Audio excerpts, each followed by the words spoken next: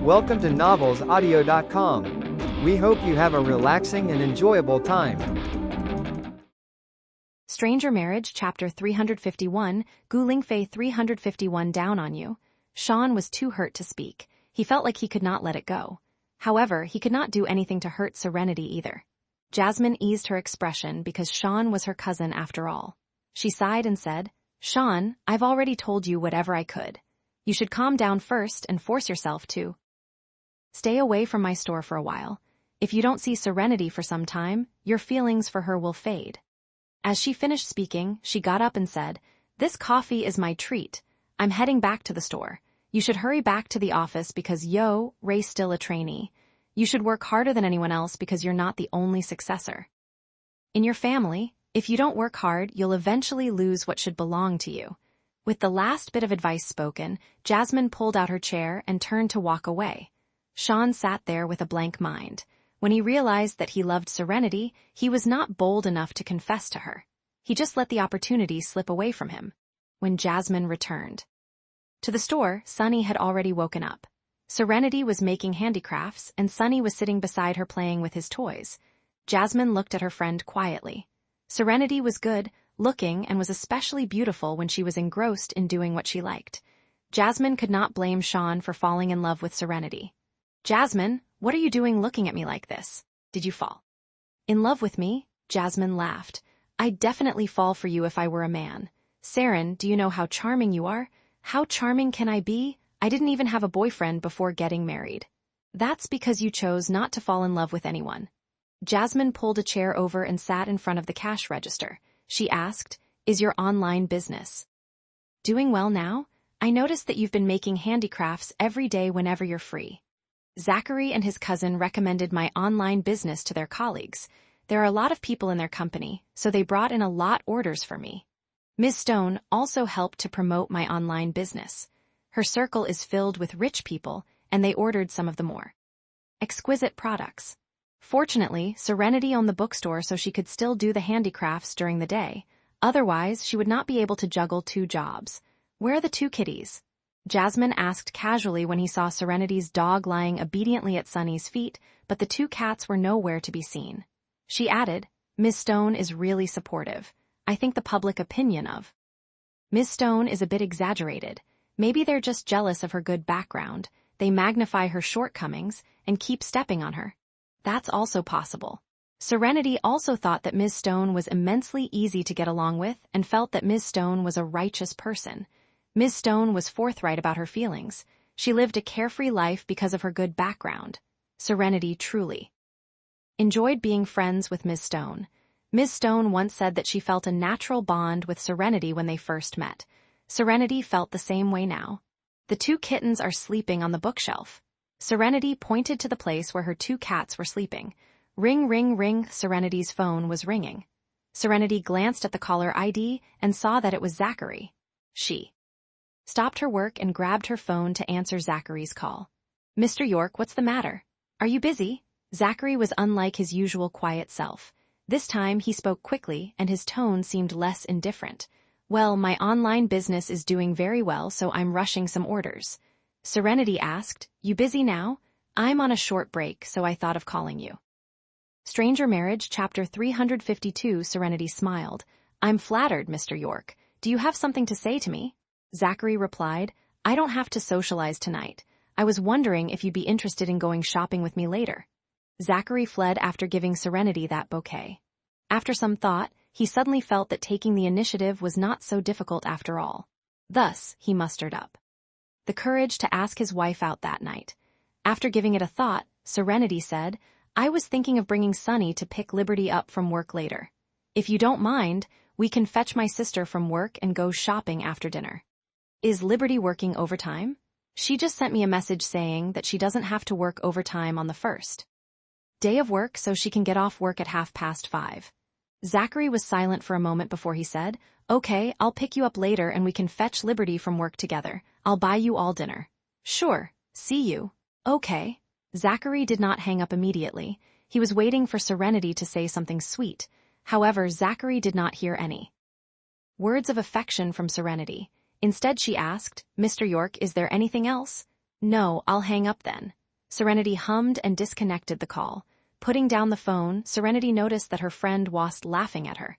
Serenity reached out and poked her friend's forehead. What are you laughing at? Saren, you and Mr. York have made some progress. I think he's interested in you. You two should grasp this opportunity. I'm still waiting to attend your wedding. Serenity and Zachary only registered for a marriage license. They neither had a wedding reception nor publicized their relationship. Only the people closest to them knew that the two were married. Let's just go with the flow. Serenity did not deliberately pursue Zachary, but if Zachary took the initiative, she would not shy away either. She did not take the initiative because she was afraid that Zachary would not love her back and she would end up getting hurt. If Zachary took the initiative, Serenity would not avoid it and they could let their feelings develop naturally. That way, they would both fall in love with each other, which would be the best result. Aunt swore. Sonny got tired of playing by himself, so he got up to walk to Serenity and sat on Serenity's lap. Sonny, you don't want to play by yourself? I miss Mommy. The little guy stepped on Serenity's lap and stood up, wrapping his arms around Serenity's neck. Sonny miss Mommy. Usually, when Liberty sent Sonny to Serenity, he could still see his mother at noon. Yet today he had not seen his mother since he parted from her in the morning. Sonny missed his mother. Serenity hugged the little guy and said softly, I'll take you to pick up your mommy later, okay? Okay. Serenity kissed his little face. Then you should play by yourself for a little while. I'll take you to see Mommy when I'm done.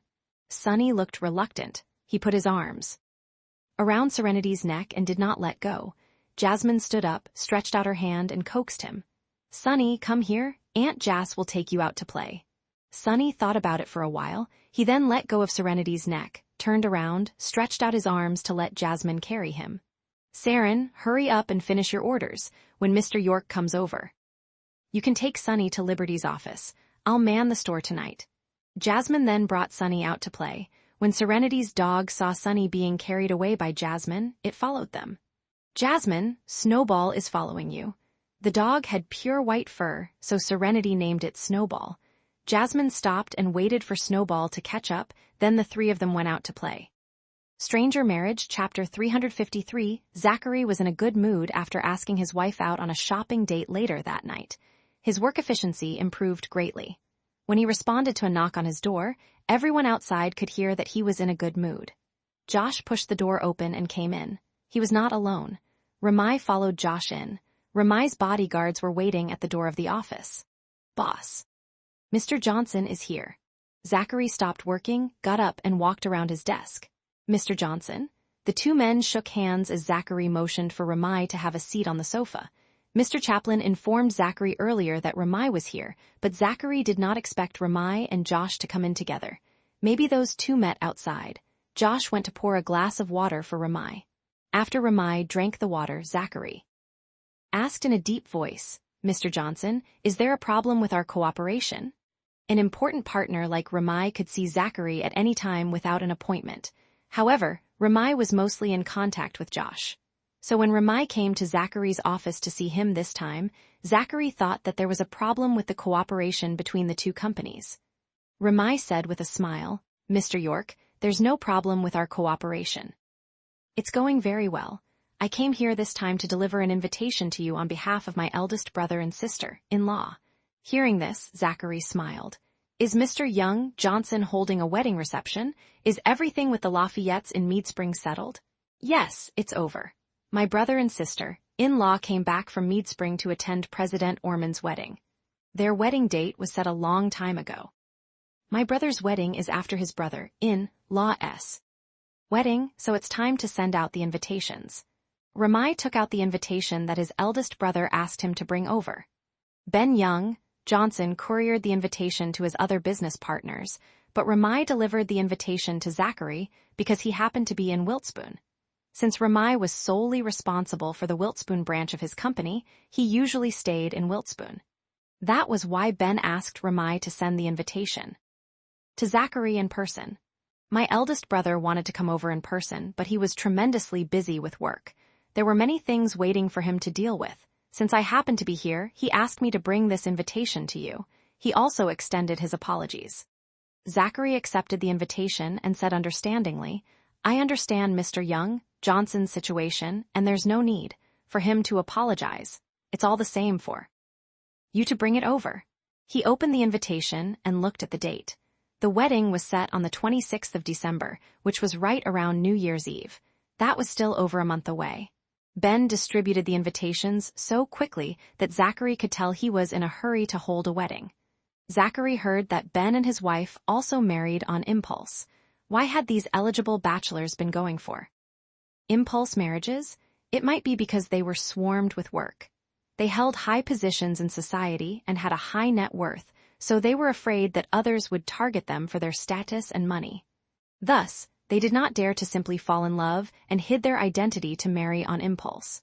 If a woman could fall in love with them when they were not rich, she would love them just as well when she found out they were rich. They could also know that the woman did not marry them for money, but for love. However, Ben and his wife, Jane Murphy, had known each other for more than 10 years. Zachary heard that Ben had set his eyes on Jane long ago and slowly tricked Jane into being his wife. Zachary thought of himself and Serenity. They were the true definition of impulse marriage, as they had no feelings for each other when they carried at first sight. Before they got their marriage license, Zachary was wary about Serenity and even suspected she was in it for the money. However, reality proved that Zachary was overly cautious and overthinking the situation. I will definitely be at Mr. Young Johnson's wedding. Zachary promised he would attend Ben and Jane's wedding. Ramai said with a smile, "Thank you, Mr. York." Stranger Marriage, Chapter 354. Meet him. You've given me this opportunity. Ramai smiled. My eldest brother has also admired you for a while, Mr. York. They exchanged pleasantries. Ramai came over to Zachary's office to deliver his brother's wedding invitation. Since it had been delivered, Ramai did not stay long because he was busy. He said, "Mr. York, Mr. Butcham, I have something else to attend to, so I'll get going now. If you have time in the evening, we can have dinner together. My treat." Josh smiled. "I'm fine anytime, but Mr. York might not be free." Zachary interrupted. "I'll buy you dinner some other day, Mr. Johnson." Zachary had plans with his wife tonight. Ramai smiled. "Okay then, I'll wait for your call." He stood up. Zachary and Josh both got up and walked Ramai out of the office together. "Mr. York, Mr. Butcham, you don't have to send me off."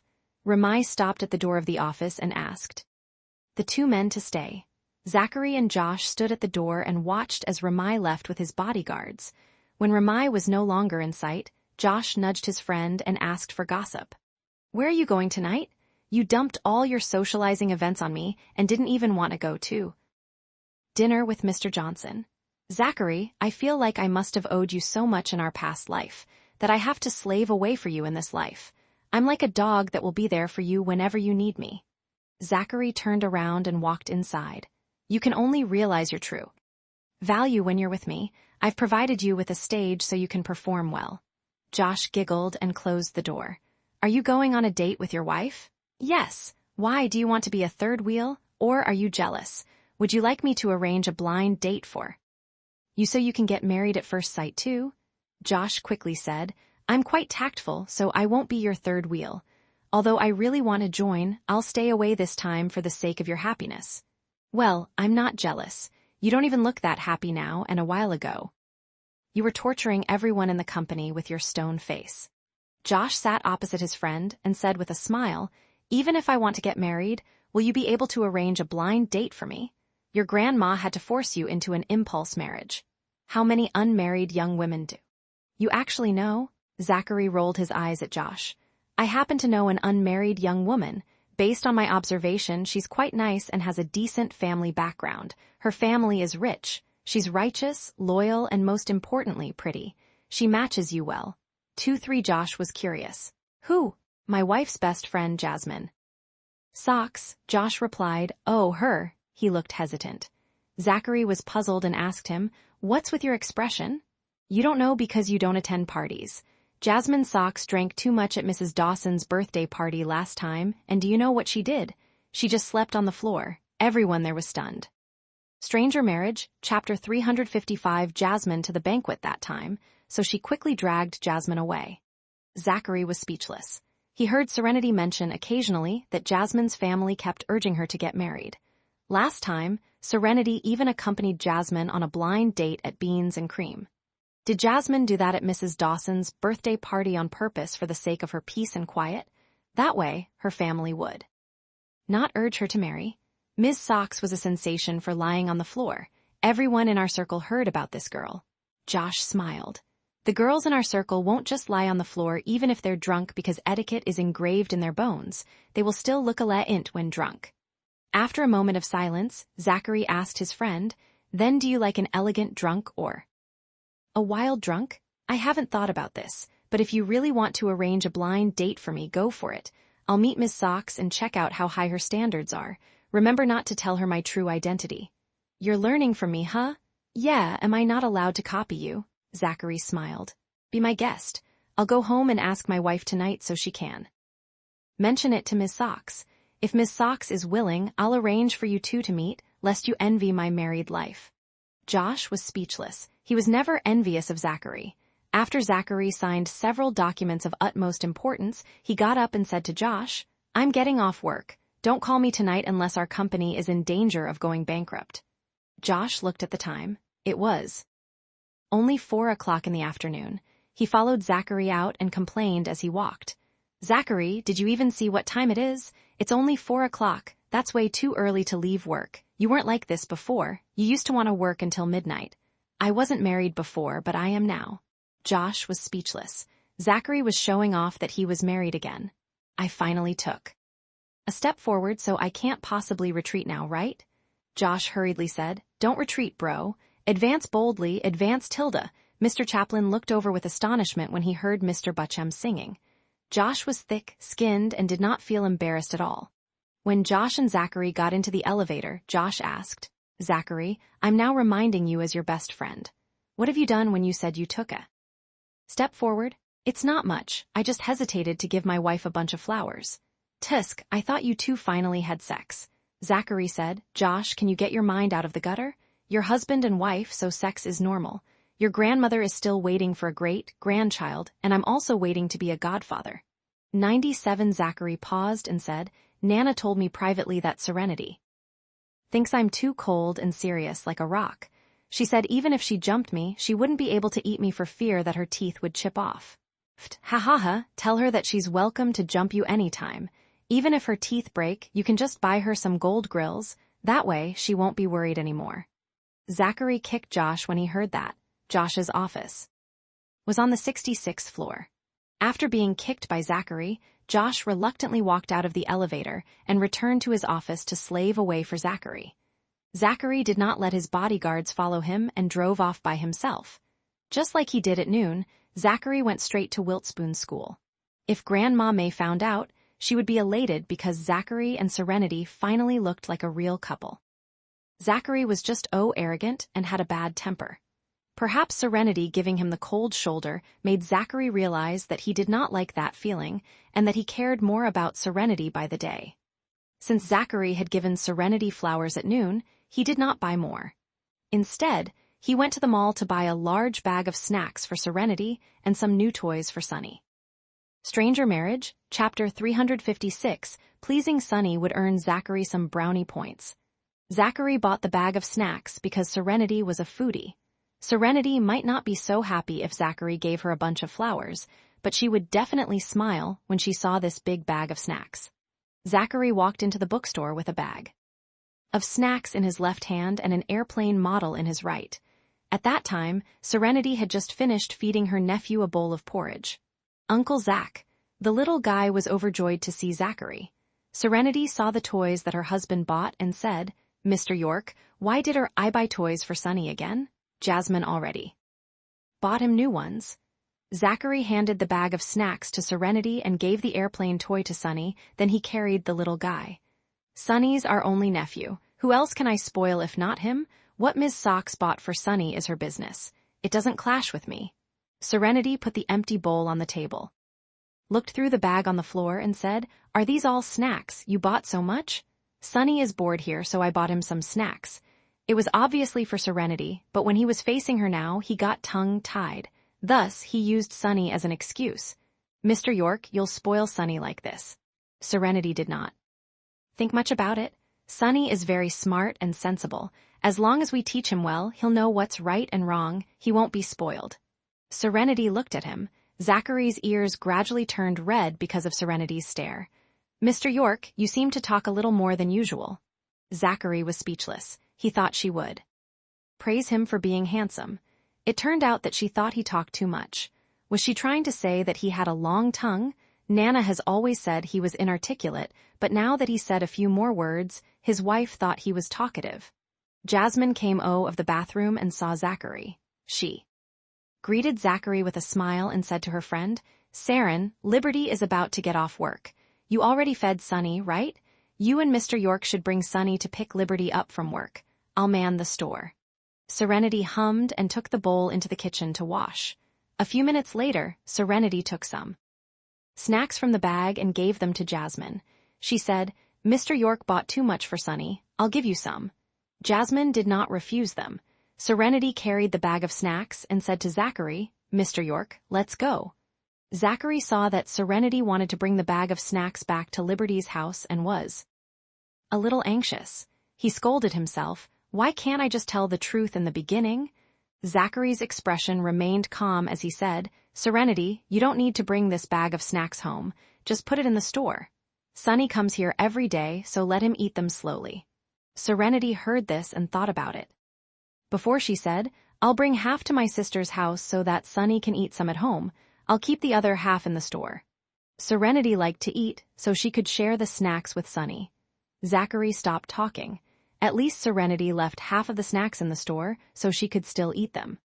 Stranger Marriage, Chapter 357. She suddenly thought of her pets and asked Zachary, what about Snowball and the rest? Should we bring them along? Snowball? Zachary's eyes turned dark as he thought, who is Snowball? It's the puppy you gave me. I named it Snowball. Zachary's eyes turned gentle instantly. It turned out to be the puppy. He thought he had another love rival he was not aware of. Saren, if it's inconvenient, Snowball and the kittens can stay in the store. I'll bring them back to my house after work and bring them back here tomorrow. I have pets at home too, so I promise I can take good care of them. Serenity smiled and said, great, I'll leave Snowball and the kittens to you then. She hugged Jasmine and cooed, Jas, you're the best girlfriend in the world. Jasmine gently pushed her away and said with a smile, don't sweat the small stuff with me. We grew up together. Hurry up, don't make Mr. York wait for too long. Only then did Serenity go with Zachary without worries. Serenity, leave your car here. I'll take you to work tomorrow. Zachary said to Serenity as he opened the car door and put Sunny in the car. Sure.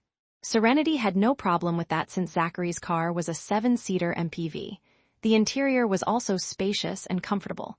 Since Zachary's car was not equipped with a child seat, Serenity was worried about letting her nephew sit in the back by himself. Thus, she carried Sunny and sat in the back. Although Zachary did not stop Serenity, he was thinking of asking Sam to buy him an infant car seat tomorrow for his car. Next time, Sunny could sit in it, and Serenity could sit beside him in the passenger seat. The couple took Sunny to Lewis and Co. It was just after office hours when they arrived at Liberty's office.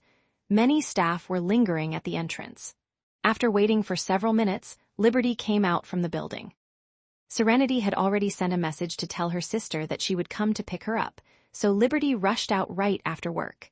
However, her legs were still a little sore because she ran 5 laps in the morning. Liberty had not exercised for a long time and was forced to run 5 laps at one go. When she was done with her run, she almost slumped to the ground and felt her legs did not belong to her anymore. Liberty! Serenity got out of the car with her nephew in her arms and watched as Liberty came out of the office building with a smile. All of the staff of Lewis & Co. were wearing the same professional suit. Those who were not wearing them had just 23 started work today.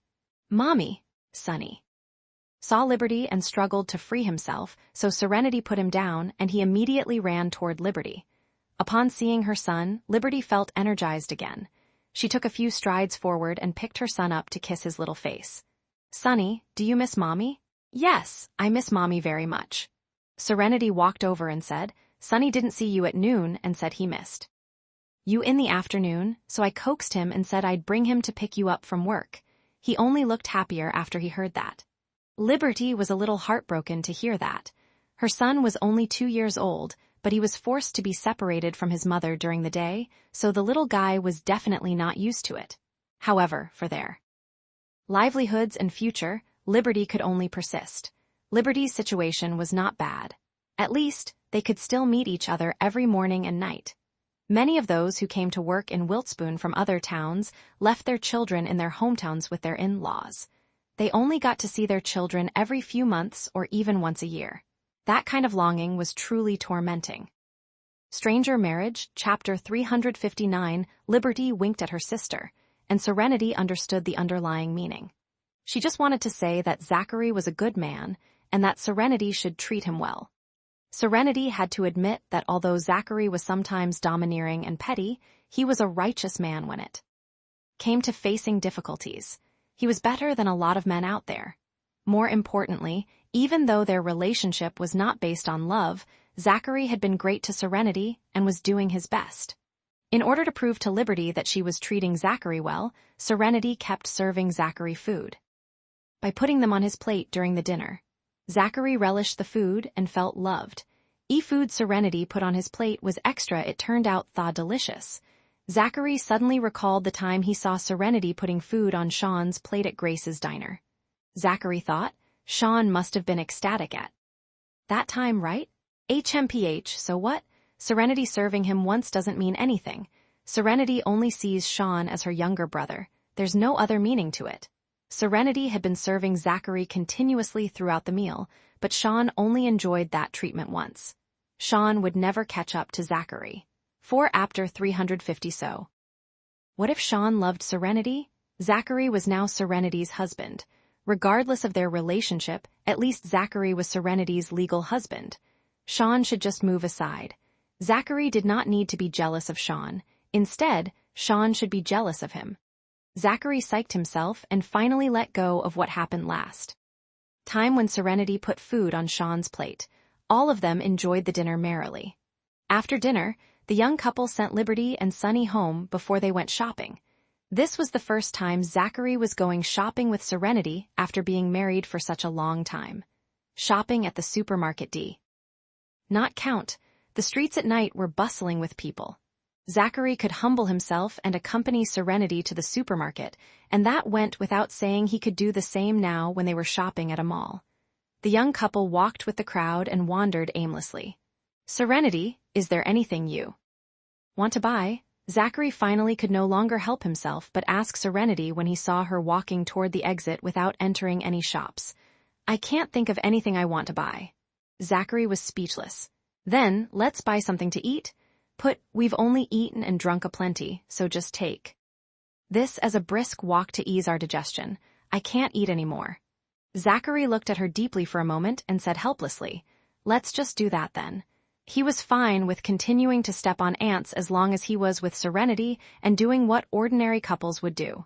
Seeing other couples walking with either holding each other's hands or hugging each other's waists, Zachary quietly glanced at Serenity's hand. He tried to hold her hand several times, but he aborted every attempt. Damn it! Zachary was not afraid of anything, but he actually flinched when he wanted to hold Serenity's hand. Stranger Marriage, Chapter 360, it was most likely because of Zachary's guilty conscience and the signed agreement. Zachary decided to find a way to steal the copy of the agreement that Serenity was keeping. Oh, not steal, but just take it back. Stealing sounded horrible. How could the heir to York Corporation steal something? After taking back the agreement, he would destroy it. Zachary, who had no guts to hold his wife's hand, accompanied his wife as they strolled along the streets all night. By the end of it, Zachary acted as a free porter and got into the car with various shopping bags. At first, Serenity mentioned there was nothing she fancied buying. However, after walking for a bit, she found a galore of things to buy and spent her own money. Zachary wanted pay for her, but she firmly refused, which frustrated Zachary. At 10 o'clock at night, the young couple returned to their small apartment. Fortunately, I don't like wearing heels. My feet are so sore after walking for so long. Serenity slumped on the sofa as soon as she got home. Zachary laughed and said, don't you girls like shopping very much? He was a man who never liked to go shopping with others, but he did not complain. Well, yeah, Jasmine loves shopping. I'm really scared to go shopping with her because she can go from the east to the west of the city. Speaking of Jasmine, Zachary came over and sat beside Serenity. He said, "Serenity, there's something I want to ask you about." Serenity turned to look at him and asked cautiously, "What is it?" This was Zachary's house, so he could do whatever he wanted. If he needed to ask for her opinion, it must be a big deal. Zachary was silent for a moment before he said, "Is Ms. Sox's family urging her to get married?" "Yes, why? Are you thinking of introducing someone to her?" Serenity was excited and asked, "Is it your colleague?" Jasmine's mother and aunt had always wanted her to marry into a wealthy family, but Jasmine doesn't want to. She feels that life in a rich family isn't as good as we imagine it to be. She said that her aunt suffered a lot when she first got married into the Low family. It took her aunt a long time before she made a name for herself.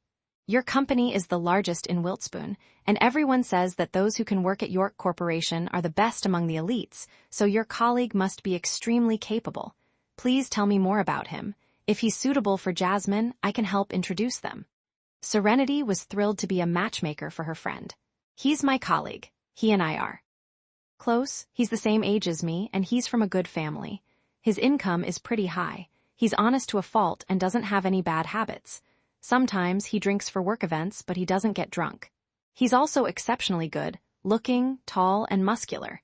He never had time to date because of his busy schedule, and his family is anxious about his marriage too." Serenity heard this and thought that Zachary's colleague was decent. She asked, "Does he have any shortcomings?" Zachary was silent for a while before replying softly, "He's just a bit talkative. He has a thing for drama and gossip." Serenity was speechless. She thought she could help her friend find the perfect man. However, the old saying was right, nothing is perfect. Human beings would always have shortcomings. They suddenly fell into an awkward silence. After a while, Serenity smiled sheepishly and said, "Well, that just means he's eloquent. Having a thing for drama and gossip is something that many people have. Well, I think it's a common flaw. I'll ask Jasmine what she thinks about this tomorrow. If she's willing to meet him, I'll let you know. Then you can arrange for your colleague to meet Jasmine and see if both of them can get along." Zachary nodded. "Okay. By the way, is your colleague from Wiltspoon? Jasmine won't move out of Wiltspoon. So if he's from out of town, don't bother. The Soxes would not agree to Jasmine moving far away. He's from Wiltspoon. Ms. Sox is your best friend, so I'll definitely introduce the best colleague I can think of to her.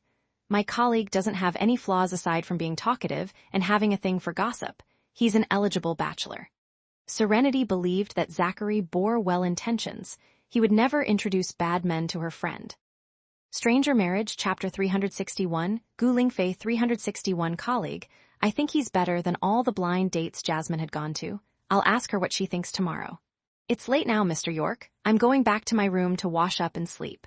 Serenity was exhausted from shopping. Zachary got up as well and said faintly, "Oh, good night."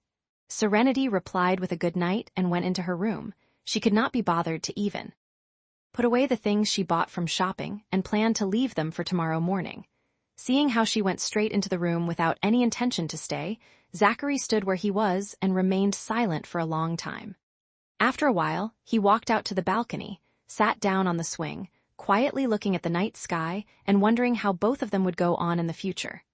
Zachary was used to sleeping late, so he sat at the balcony until past 11 before returning to his territory. The husband and wife lived in the same house, but they stayed separately. He did not enter her room, and neither would she step into his territory. Once the doors of the two rooms were closed, it was as if they had nothing to do with each other. It was Zachary himself who had caused this. The night passed without another word. The next day, Serenity woke up at her usual time. She habitually went to the balcony to tend to her flowers. Then, she saw some tiny ants on the balcony. When she bent down to have a closer look and followed the ant trail, she traced it back to them crawling out from several potted flowers. She realized why there were so many ants in the area. It was because the ants hatched from their eggs in the soil since she had not used any pesticide when she made a garden out of the balcony. She usually watered the flowers without bending down, so she did not notice there were ants in the flower pots. After watering the plants, she took her purse and went out to the market to buy groceries for a home-cooked lunch later in the store. She also bought a few packs of ant repellent and sprinkled them in the flower pots. In the future, Sue had to diligently kill insects and ants for her flowers, lest the pests go out of control. Serenity was at the market for half an hour and came back with several bags of groceries. When she went upstairs, she found a middle-aged woman standing in front of her house. The woman was pulling out her cell phone, seemingly wanting to make a call. "Madam." Serenity walked over and called out to the woman, who was startled by her greeting. She smiled and asked the woman, "Madam, may I ask who you're looking for?" Mrs. Lane blinked. "Is this the Mrs.? I was about to call Mr. Zachary and our conversation might give away his identity. Fortunately, she interrupted me by calling out to me. Otherwise, if he picked up my call and she heard me addressing him as Mr. Zachary by habit like how it is back in the main residence, it might raise suspicion to the ordinary man persona he painstakingly crafted, or it could have also been exposed by me. Hello, Mrs. Lane smiled. I'm Mrs. Lane, the nanny Mr. York hired. I'm here to start work today as agreed. I came here according to the address that Mr. York gave me. Are you Mrs. York? So it turned out to be Mrs. Lane. Serenity took out her keys and opened the door, saying, Mr. York told me about you. You can just call me Serenity, Mrs. Lane. I'm not too used to being called Mrs. York. In reality, she still felt like she was the same free and unfettered Serenity Hunt. She only remembered that she was married when she saw Zachary. That's not really. Mrs. Lane was hesitant to call the Mrs. by her name.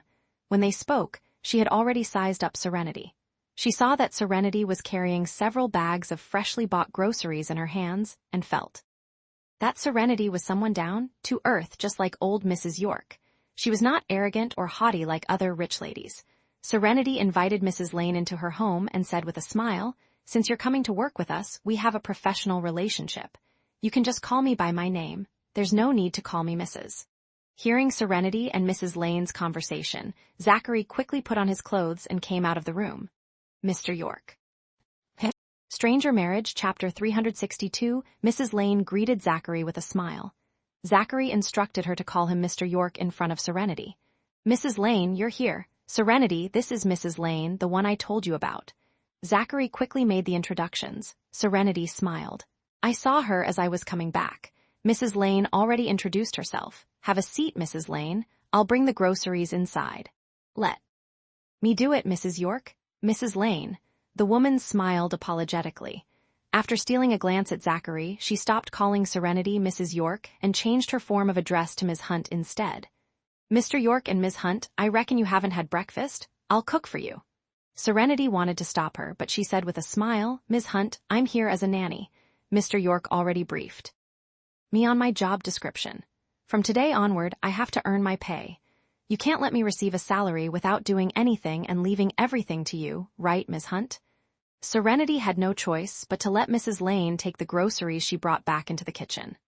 Mrs. Lane, I'm bringing the spare ribs, corn, carrot, peas, the 2 sausages, as well as that handful of leafy vegetables to the store for my lunch later. One Mrs. Lane answered from the kitchen. Yes, Ms. Hunt. She quickly separated the ingredients Serenity wanted to bring to the store before using the remaining ingredients to make breakfast for 3. Serenity stood at the kitchen door for a moment and watched Mrs. Lane's skillful and swift movements. Judging by how she cleaned as she went, it seemed that Mrs. Lane liked to keep everything clean too. Thus, Serenity was relieved and went to the balcony. Zachary followed her. Mrs. Lane is meticulous in her work. He saw his wife holding a small bag which contained several small packets and asked, What is that? Ant repellent. I've never used pesticide on the flowers since I bought them, and there are ants everywhere now. Maybe there were ant eggs in the soil, but we didn't know because we didn't pay enough attention. The ants have hatched now. She explained while taking out the ant repellent, tearing open the bag and sprinkling a little into each pot of flowers. You need to get rid of ants regularly when growing flowers. Although Zachary had never done gardening before, he knew the basic concepts. He saw the gardeners at home often spraying insecticide and sprinkling ant repellent to keep insects away. Serenity hummed and continued to sprinkle the repellent into the flower pots. However, she ran out of the ant repellent. She bought too little. She would have to buy a few more packs again tomorrow. Standing up straight and turning around, she saw Zachary holding the prong and using it to collect the clothes that he hung to dry here yesterday. Serenity recalled his little actions yesterday, but she feigned ignorance and asked casually, Are they dry? Yeah. Zachary touched the new clothes. They were all dry. However, his expression grew a little sullen. That was because he made an amateur mistake. He washed the clothes with water. He did not think it through and casually threw the clothes in the washer. It was already too late by the time he realized what he did. However, he accepted the mistake and looked at the silver lining instead. Looking at the clothes now, Zachary regretted it. He most likely would not be able to wear them anymore. If Nana knew he made such an amateur mistake, she would laugh at him for the whole year. "What's wrong?" Serenity asked him. Zachary immediately rolled the clothes into a ball in his hands and said, "Nothing. I'm going back to my room to change." With that, he turned away with the clothes he could not wear anymore. When he got into his room, he called Jim immediately. He asked him to get more sets of clothes from the store Serenity bought for him and send them to the dry cleaners so he could wear them for Serenity to see another day. Stranger Marriage, Chapter 363, Zachary stayed in his room for a while until Serenity came knocking on his door. "Mr. York, Mrs. Lane says that breakfast is ready." Serenity stood in front of his room door, knocking on the door while shouting for him. However, she silently thought, "He's been in there for a while. Is he not done changing? He's usually swift and decisive, rarely dilly-dallying. Oh, except when he wants to send flowers, he's not swift and decisive when it comes to that." Zachary opened the door. His shirt was on, but it was still unbuttoned. As soon as he opened the door, Serenity saw his slightly exposed pecs. She was stunned, then said, "It's time for breakfast, Mr. York." Zachary paid attention to Serenity's expression. When he saw that she only froze slightly, he walked away after she finished speaking. He closed the room door again and looked down at his unbuttoned shirt. Did he not expose enough? His wife was not drooling yet. Wait, he seemed to be playing tricks and seducing his wife. More importantly, he failed to seduce her. Zachary felt that he must have been possessed for the past 2 days to act like this, when he was at the office. Later, he would ask Josh if the latter could recommend any powerful mediums to him and get rid of the spirit. A certain Mr. York, who had been dallying and waiting for his wife to knock on the door, moved much faster after his wife came knocking. In less than 2 minutes, he came out of his territory. Serenity saw that he was only wearing a shirt and suit pants. He had not put on his suit jacket, and his tie was not worn either. She sighed again in her heart. What's wrong with Mr. York? It took him so long to change his clothes, but he didn't even put on his tie yet. Mr. York and Miss Hunt, try my cooking. Mrs. Lane brought out the breakfast she prepared and placed them on the dining table before calling for the young couple. Since there were two of them living in the small home, the house was neat and tidy with only a small amount of chores to do. With Mrs. Lane around, Serenity had nothing else to do, so she strolled over upon being called. Only 2 portions. Where's yours, Mrs. Lane? I'll eat in the kitchen later. Mrs. Lane and her fellow colleagues usually set up a separate table for themselves and ate together. Zachary bore a stoic face constantly and was intimidating. Whether it was in his private villa or in the old residence with the other nannies and helpers, no one had the courage to eat at the same table with him. Come and eat with us, Mrs. Lane. Serenity did not care much about social class. They all worked for a living, so she did not have a sense of hierarchy. In the eyes of the York family, Serenity was the Mrs. of the family. This title was honored beyond comparison in Wiltspoon. Unfortunately, Serenity was not aware that she had such a prestigious status. Serenity even went into the kitchen to help Mrs. Lane bring out her breakfast. Mrs. Lane looked at Zachary. Zachary said gently, "Mrs. Lane, if Ms. Hunt says to eat together, then let's eat together. We're very easy to get along with. Just think of this place as your own home." Mrs. Lane was shocked. It turned out that Mr. Zachary could actually speak so gently and pleasantly. All right. After being glared at by Zachary, Mrs. Late snapped back to her senses and quickly went into the kitchen. She took her breakfast from Serenity and said, with a smile, "I'll do it, Ms. Hunt." There was an additional person at the table. Serenity ate with gusto as usual, praising Mrs. Lane's cooking skills as she ate. Zachary was as elegant as usual. Mrs. Lane, on the other hand, was quite uncomfortable and glanced at Zachary from time to time. Fortunately, Serenity was so focused on eating that she did not notice Mrs. Lane's strange behavior. Stranger Marriage, Chapter 364, Mrs. Lane smiled when she saw Serenity eat with such enthusiasm. As she watched, she suddenly felt hungry as well. She stopped looking at Zachary and started to eat with gusto.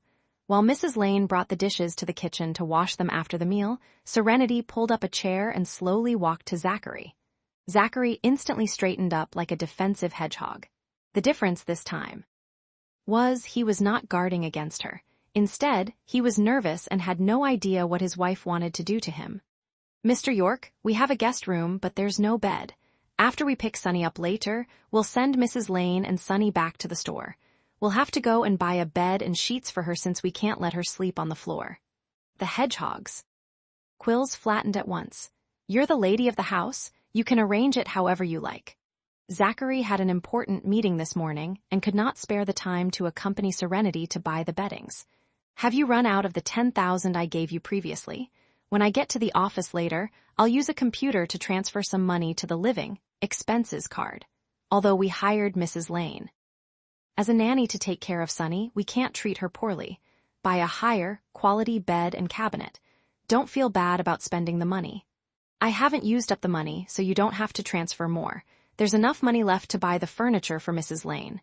Don't worry, I'm not the kind of person who would abuse the nanny." Serenity's face reddened a bit when he mentioned the living expenses bank card. When they were having a Cold War, she was in a bad mood and went out on a mad shopping spree. She swiped the card used for living expenses and spent quite a lot of his money. Serenity decided to use her own money later when she went shopping as a way to make up for her act of abusing the living expenses card. In a family, both the husband and wife had to contribute. She would not take advantage of him and he would not scheme against her. They coexisted peacefully and respected each other like a guest. Zachary's face was gentle, but his eyes were like a bottomless and unfathomable pit when he looked at her. However, not a word came from him. Serenity was used to his habit of staring at her silently. In fact, she would find it abnormal if he spoke more. Zachary was speechless still. "Oh, it's getting late. We have to hurry to fetch Sunny from my sister's place. My sister has to go to work." Liberty was riding her own bike to work today, so there was no need to pick her up and drop her off again. Zachary hummed and stood up. He walked back to his room. Soon, he came out again. In his hand was an extra suit jacket as well as a tie. He simply held them in his hands, neither tying the tie nor putting the jacket on. Serenity was waiting for Mrs. Lane at the kitchen door. Perhaps because Zachary's gaze was intense, Serenity looked over and saw him staring at her. She blinked, smiled at him, and turned back to Mrs. Lane. Seeing that Mrs. Lane finished washing the dishes, she said with a smile, "We have to go now, Mrs. Lane. Your daytime job is mainly to help me take care of my 2-year-old nephew, Sunny. He's very obedient when he wants to be, and equally naughty when he's feeling mischievous." Mrs. Lane removed her apron and laughed as she walked out. All children are like that. When Sam arranged for her to come over, he made it clear to her what her job was. Zachary would increase her pay as long as she did her job well. Zachary was still standing there with his jacket and tie in his hands. Serenity did not know what he wanted, but Mrs. Lane did. She whispered something to Serenity. Serenity instantly looked at Zachary. "That's what he wants, but I don't know how to help a man tie a tie. Is it too late to search the steps online and learn now?" Stranger Marriage, Chapter 365. Serenity did according to her thoughts. She immediately took out her cell phone and searched online on how to tie a tie. After quickly reading the steps twice, she stuffed her phone back into her pants pocket. She moved forward, grabbed the tie that Zachary held in his hand, and placed it around his neck. "You went back to the room to change your clothes, but you took longer than a girl putting on makeup. You didn't even wear your tie." Seeing this, Mrs. Lane tiptoed and went out. She waited for the young couple outside. "Of all the men I know, no one wears suits and ties except for my scumbag broth-in-law. I really have no experience and just learned it Froy. Internet, so I don't know if I can get it right. Bear with me if I strangle you, okay?" Zachary's eyes flashed with pleasure as he heard her soft mutters. She had no experience. She never tied a tie for a man before. She even had to surf the internet on the spot to find the steps. This made him incredibly happy. Although Serenity read through the steps twice, she still could not tie it well. "It looks easy, but why is it so difficult? It wasn't this hard for me to learn to weave my handicrafts. I'll do it." Zachary took back the tie in resignation, afraid that she would accidentally strangle him to death if she continued. Serenity sighed with relief and blushed a little. It was such A simple thing, but she did not succeed. It was like when she wore her red scarf in first grade. The red scarf looked flattering on other people, but when it came to her, her scarf was a mess, as if she simply tied a knot around her neck. Serenity thought in her heart, he should have done it himself from the start. In the past. If she merely touched his face, he would avoid her like she was a pervert. Now, however, he waited for her to tie his tie. The man, who was unable to enjoy the experience of having his wife tie his tie for him, put on his suit jacket only to see that Serenity was already walking out with her purse. Zachary was speechless. He first drove Serenity to Bright Boulevard. Liberty was waiting downstairs anxious. Why with Sunny? Sorry we're late today, Liberty. Will you make it in time for work? Liberty handed her son to her sister, but the little one clung to her neck today and refused to follow Serenity. I want mommy. Sunny kept repeating, I want mommy. Serenity quickly coaxed her nephew. I'll carry you, Sunny. Let's go shopping later, okay? Sunny said insistently, I want mommy. Sunny, be a good boy. Mommy needs to go to work to earn money to buy milk formula for you. Go with Aunt Saren, okay? Mommy will be back soon. Liberty also coaxed her son while forcefully prying his hands away from her neck and shoving him to her sister to hold. Saren. I have to go to work now. I'm running late. I'll try to come over at noon to keep Sunny company. Her son probably refused to go with her sister today because he did not see her yesterday since she did not drop by at her sister's store for lunch. I want mommy. Mommy, Sunny started to wail. His small body thrashed around in Serenity's arms, trying to break free from his aunt's embrace. Liberty put on her helmet and quickly rode away. When Sunny saw his mother leaving, he cried even louder. As Liberty drove away, she could still hear her son's heartbreaking cries. She suddenly felt her vision turn blurry. However, she will not earn money to support her son if she stayed by his side. Stranger Marriage, Chapter 366. However, if she went to work to earn money, she would not have time to spend with him. Liberty sniffled but did not turn back. She moved forward on her bike ferociously. She would be fine once her son's crying was out of earshot. Serenity carried Sunny to the car. After coaxing him for a long time with Mrs. Lane, the boy finally stopped crying. He refused to sit by himself and nestled in Serenity's arms. He wrapped his arms around her tightly and muttered pitifully, "Not want me anymore?" He did not speak clearly, so Serenity could not catch what he said at first. She gently pushed the little one away and asked softly, "What did you say?" Sunny looked up at Serenity and asked, "Mommy no want me anymore?" "Who said that? Your mommy only went to work." "It's not because she doesn't want you. Your mommy will come back every night to accompany you." Sunny said in grievance, "Daddy said mommy no want me." Serenity wanted to cuss. That scumbag Hank Brown, he doesn't want Liberty to work, so he spoke nonsense to Sunny. He's trying to use Sunny to stop Liberty from rejoining the workplace. "Sunny, your daddy is lying to you. Your mommy will never throw you away, she said she'll come to see you at noon." The boy was just 2 years old and could not think for himself yet. However, the closest people to Liam were his mother and his aunt. Since his aunt said that his mother was not throwing him away, he believed her and was relieved. He was willing to play a little now.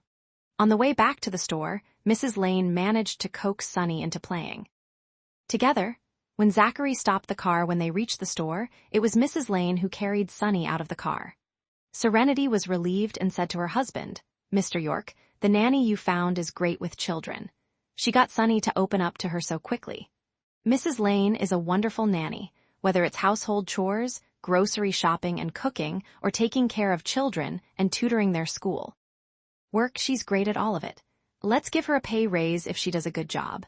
Serenity's online store was doing well, so her wallet was bulging a little.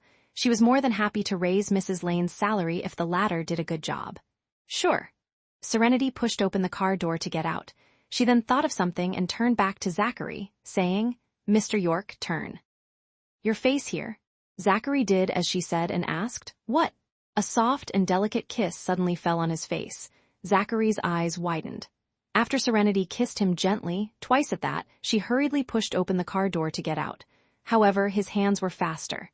He grabbed her arm, dragging her back into the car.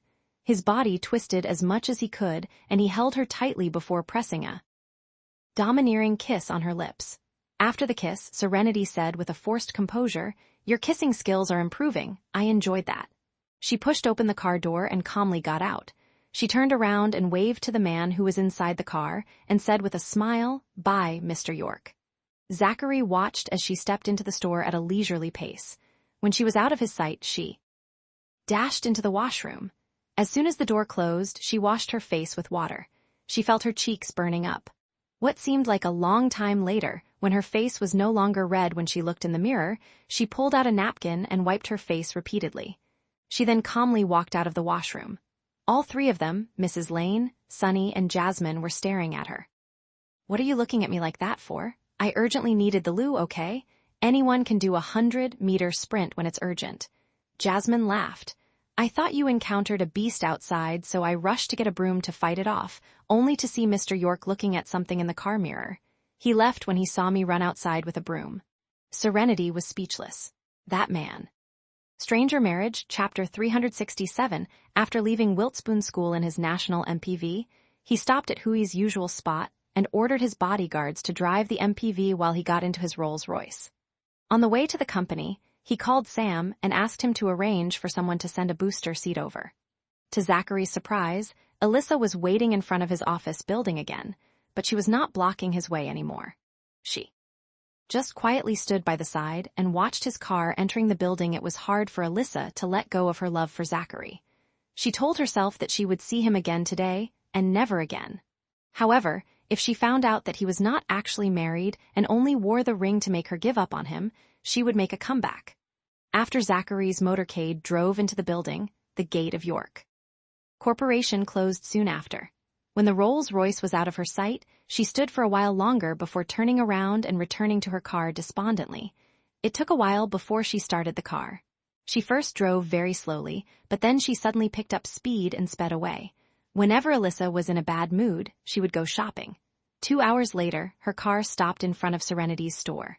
Jasmine heard the noise outside and came out for a look. She just so happened to see Alyssa getting out of the car, and she walked over with a smile. "Ms. Stone, you're here." Alyssa went on a 2-hour-long shopping spree and was in a much better mood. When she saw Jasmine, she smiled and said, "Ms. Socks, you're just in time. Give me a hand. I bought so much stuff that it took up the entire backseat." "Help me move them." Jasmine glanced at the car and her jaw dropped. "Ms. Stone, what have you bought? There's so much." "I bought everything that caught my eye. I don't even know what I bought. It's probably everything from food, drinks, toys, and other stuff." She swiped stuff off the racks like she was crazy. Jasmine called Serenity. Serenity was also stunned. Then, at Alyssa's request, the three girls carried everything from the car into the store. "The toys are for Sunny." Alyssa remembered nothing except the toys. She wanted to be close to Sunny. The little boy was utterly adorable, so she bought plenty of toys for him. There were those that flew in the air, crawled on the ground, and those that swam in water. Serenity looked at the 2 large boxes of toys and laughed. When Sunny is a little older, he'll be able to open up a toy shop without stocking up anymore. Even if he only sells the toys you gave him, his business will be able to last for a long time. Alyssa sat down and said, "I like Sunny, so I bought toys for him. You guys spoil him your way, and I spoil him my way. Serenity, your nephew is just too cute. If I had such a cute nephew as well, I'd pluck the moon out of the sky for him, if that's what he wanted. Unfortunately, my mom only gave birth to 1 daughter, me. The only nephews I have will be from my brothers." Out of her 2 brothers, her eldest brother was married, but the couple was still in their honeymoon phase and did not want to have a child to intrude on their lovey-dovey time. As for her second brother, she wondered if he even had a girlfriend. Sunny slid down from Mrs. Lane's arms. Sunny's eyes grew dizzy when he saw the bulk of toys. He was frazzled and could not decide which to play. Snowball crouched in front of the box with Sunny. Serenity found that Snowball liked Sunny more than her. As for her 2 pet cats, they would jump on the shelves to sleep after they were fed and fight with each other when they woke up. Occasionally, one of them would jump into Serenity's arms. Serenity poured Alyssa a cup of warm water and asked, "What made you buy so many ings?" "I shop when I'm in a bad mood and I buy everything that pleases me. Now that I'm calm again, I suddenly feel that I don't need these, so I'm giving them to you and Ms. Socks. I don't mean anything else by that. I just think that my mom will scold me for wasting money if I bring them home." Stranger Marriage, Chapter 368. You'll be doing me a favor by accepting it. Help a girl out, will you? Alyssa said as she made a playful pleading gesture. The Stone family lied plenty of money, but Audrey grew up in an orphanage, even though it had been decades since she married into a wealthy family. She was still frugal. She hated it when Alyssa spent money indiscriminately. Serenity thought, the rich really are willful. Jasmine felt that she herself was quite extravagant too when it came to shopping, but compared to a true wealthy lady like Alyssa, it was likened to comparing an ant to an elephant. Serenity, who's that lady? Alyssa asked Serenity after seeing Mrs. Lane. I hired her to take care of Sunny. Jasmine and I are busy sometimes, and I worry that Sunny might run out of the shop, so I got someone to look after him. That way, we can both be at ease. Serenity was tacky, care of another person's child. Even if he was her nephew, it was a heavy responsibility. She could not afford to be careless when taking care of Sunny. That's true. Alyssa did not comment much about Mrs. Lane. Serenity asked with concern, why were you in a bad mood, Miss Stone? Just call me Alyssa. I'm in a bad mood because I failed my goal. Alyssa listed the cup of water that Serenity had poured for her, took 2 sips, and said, Mr. York wore a wedding ring. Huh? Serenity was astonished. Even Mrs. Lane looked over. She tried to recall when she saw Mr. Zachary in the morning. She did not see a wedding ring. On his fingers were completely unadorned. The same went for Serenity's fingers. Jasmine was also in disbelief and asked, Mr. York is married? I've never heard of that. With his status, his wedding would definitely cause a sensation in the city if he got married. The reporters in Wiltspoon would go to town on the news. After a moment of silence, Alyssa said sadly, I didn't hear of his marriage either, but he really was wearing a wedding ring on the ring finger of his left hand. It's so dazzling that there's no way I was mistaken. Serenity was at a SS for words. She could tell that. Alyssa truly loved the heir of the York family. She supported and encouraged Alyssa and even taught her tips and tricks to pursue her true love. However, Alyssa said that the man was married. Serenity felt her cheeks burn. She actually taught Alyssa how to be a homewrecker and destroy someone else's marriage. If Mr. York's wife were to find out that she was teaching Alyssa how to pursue her husband, she would definitely come after Serenity with a 40-meter long knife and chop her into minced meat. Then again, how was it possible that there was no news of Mr. York's marriage? If there was just the slightest rumor about it, she would not have encouraged Alyssa to pursue him. I'll never be a mistress, regardless of whether he's really married or not. As long as he's wearing a wedding ring that declares his marital status, I won't bother him. Alyssa spoke firmly. However, her heart hurt like it was being cut by 1,000 knives. Stranger Marriage, Chapter 369, Serenity patted the back of Alyssa's hand and comforted her. You're a good girl, Alyssa. Give up the man who doesn't belong to you, and you'll find happiness at your next stop. Alyssa pursed her lips. Her eyes reddened, but she stubbornly wiped away the tears at the corners of her eyes and forced a cheerful expression. Yeah. As long as I want to marry someone, there are plenty of men lining up for my hand in marriage. I don't have to steal another woman's. Man, Jasmine chimed in, isn't it nice to remain single? You'll be free and unfettered. She had not fallen in love with a man before, so she could not imagine Alyssa's pain of not being able to attain her love. Alyssa looked at her and thought of something. Her eyes were still red, but she laughed and said, Miss Socks got famous in Wiltspoon for lying down on the ground at Mrs. Dawson's party. You were really unk. Thinking about it now, you did that on purpose, right? I neared. Your family has been nagging you to get married. Jasmine chuckled. They're much quieter now. My mom and aunt stopped getting together to prattle about which rich gentleman they're going to marry me off to. Alyssa laughed. Your method is truly amazing. Your aunt is probably reluctant to mention you in front of other noble ladies now. I've met your aunt before when I accompanied my mom to banquets. Besides praising her own children, the only other person she talks about is you. Fortunately, I managed to break free. Jasmine remembered that night and smiled smugly. By the way, I almost forgot. Jasmine, my husband wants to set you up with his colleague. He's about the same age and apparently is quite handsome. He also has a high salary and a good family background, but he has never dated before because he's too busy with work. Jasmine said, You two are matchmaking me? He casually mentioned it to me. Judging by my husband's description, that man's conditions didn't sound that bad. If you're interested, I'll ask him to arrange a meeting for you, but if you don't want to, I'll help you decline. Jasmine thought about it. This was the first time her best friend and her husband were playing her matchmaker. Furthermore, it was Mr. York's colleague, which meant he was working in York Corporation. Solely based on these facts was enough to determine that this man was a professional elite and not a trust fund kid. There was no harm in meeting him. She would not let her friend's kind intentions go to waste. Does he have any strengths and weaknesses? I've told you about his strengths, so as for his weaknesses, he likes drama and the good old gossip. However, I think most people are like that to some extent. When we're out and see a crowd by the roadside, we'll be curious and go over to get in on the scoop. Serenity paused and added, he's also talkative and glib-tongued. Alyssa teased Jasmine, go and meet him, Jasmine. From how Serenity described him, I think this man is quite exceptional. You've probably killed your chances. With wealthy families after your sprawling act at Mrs. Dawson's party, so you should just go for a business elite instead.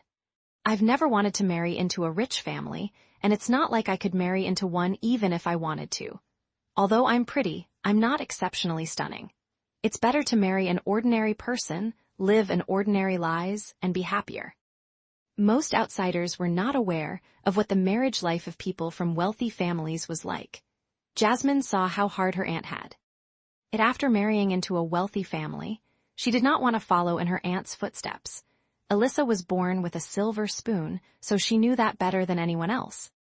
Actually, it's better to marry someone whose family status matches yours. If the gap is too big, it'll be difficult to reconcile.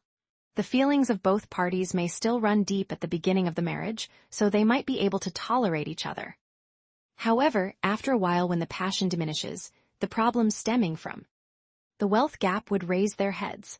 That will end up backfiring on the couple instead. The exception is if you're extremely exceptional and can stand with power on your own 2 feet so no one dares to look down on you. My mom often says that if a woman doesn't want to be belittled or bullied after marriage, they either have to be strong themselves or their maiden family has to be strong. After a pause, she added, some wealthy families don't care about matching statuses and place. More importance on fate. Those elders won't forcefully influence their children's marriage. However, such families are few and far in between. Among the several wealthy families in Wiltspoon, the only family that could do that was the York family. Alyssa knew that her own family could not do it. Her sister-in-law was bold and daring, but she was also from a wealthy family that was a match for the Stones. Although Audrey was raised in an orphanage, she was strong enough to conquer Daryl with her personal charm. Stranger Marriage, Chapter 370. Before Clive had taken over Stone Group, Daryl's voice was weaker than Audrey's. The seniors in the company were more than willing to defer to her. It was clear what status Audrey held in Stone Group. Yes. I also agree with Alyssa. Jasmine felt that she and Alyssa shared the same thoughts. Her mother and aunt had always wanted her to climb up the social ladder. Serenity laughed. That's why I found myself a man with similar status and had never expected to marry into a rich family. Zachary's salary was a little higher than her income, but he was still a salaryman, so they could be considered to be on the same level. Since you all say so, ask your husband to arrange the date for me then, Serenity. I'll meet with his colleague. Maybe this is our fate. Sure. Serenity was quite thrilled to be able to help her friend find happiness. Mrs. Lane was listening in on the trio's conversation about marriage and agreed with Alyssa's statement. Alyssa and Serenity got along well, and Alyssa did not act like the stereotypical arrogant and haughty wealthy lady. Mrs. Lane felt that the world misunderstood Alyssa. At the same time, she was worried about Serenity. Alyssa had no idea that Serenity was the missus to the heir of the York family. Even Serenity herself was in the dark too. However, the truth would come to light sooner or later. When that time comes, what would happen to the 2 girls who had become friends? Would they turn against each other? At that thought, Mrs. Lane felt that Zachary was a bit unethical to hide his identity for so long. Even if he wanted to conceal his identity to observe Serenity's character, it had been almost 2 months. Was he still doubtful? However, Mrs. Lane only dared to keep those thoughts to herself and dared not say them out loud. Beep, beep. Serenity's phone received a WhatsApp message. She tapped on the app and saw a message sent by Zachary. He told her that he transferred $15,000 to their family living expenses card. He said he received a bonus of $30,000 and gave her half for living expenses, while he kept the other half for himself. Serenity, there's no need to give. So much for living expenses. Zachary, pay for Mrs. Lane's salary using the card. Serenity replied with an OK emoji. The household expenses card was bound to Zachary's bank account. Since he said he transferred the money, Serenity did not check on it. Stranger Marriage, Chapter 371, Lingfei 371. Look at that sweet smile. Did your husband send you a message? Jasmine teased her best friend. She was happy when she saw Serenity and Mr. York getting closer to each other. She was looking forward to the two having a wedding soon, so she could be the bridesmaid at their wedding banquet. Our guest room doesn't have a bed and cabinet yet. He received a bonus and transferred $15,000 for me to buy a bed, closet, bedding, and whatnot. Mrs. Lane, I'll take you shopping after Sonny has his afternoon nap, and that'll be after lunch. They're for you, so you should pick them out yourself. Mrs. Lane laughed. I'm not picky. I'll be fine with just having a place to stay. That won't do, you have to live comfortably. Your boss gave us money to buy stuff for you, so we don't have to scrimp and save for him. Pick furniture that's of good quality. Serenity thought that if Mrs. Lane did a good job, it meant a long-term employment relationship for them. They would be living together like a family, so they could not treat her unfairly. Looking at the time, Serenity asked Alyssa, "Are you staying for lunch?" Alyssa remembered that she would no longer be going to Wiltspoon Hotel to wait for Zachary, but she did not want to go home either. Thus, she answered casually, "Sure, I'll stay for lunch." Serenity told Mrs. Lane to cook for one more person. "I'll go cook now, Ms. Hunt." Serenity watched her nephew play with toys happily and said, "Go ahead, I'll look after Sonny." As soon as Mrs. Lane entered the kitchen, she hurriedly took out her phone and sent a message to Zachary. "Mr. Zachary, Ms. Stone is here. Mrs. asked her to stay for lunch, and she agreed." Zachary transferred the money to Serenity after his meeting and went through several important documents. He was just about to pack up and leave work early to have lunch with his wife when he received the message from Mrs. Lane. He instantly felt as if he was doused in a basin of ice water, chilling him from head to toe. "Alyssa Stone, you really are like a ghost haunting us." She was either pestering him or hogging his wife. Tough luck for both of them to have met Alyssa in this life. Zachary tossed the car keys back on the table and sat back down. Alyssa was in Serenity's store, so he naturally could not go. Ring, ring, ring, his phone rang. It was from his grandmother. "Nana." "Zach, Alyssa is in Serenity's shop, so don't go over for lunch." After a moment of silence, Zachary asked, "How do you know?" "I missed my granddaughter-in-law and wanted to visit her, but I saw Alyssa's car parked in front of the store, so I quickly slipped away." Old Mrs. York sounded downhearted. With Alyssa in the store, she could not even spend time with her granddaughter-in-law. "It's all your fault, Zach. If not for you, I wouldn't have to sneak around like this. It's like I'm a thief." Zachary was silent for a moment. "Nana, I haven't even gotten mad at Alyssa hogging my wife, but you're blaming it on me."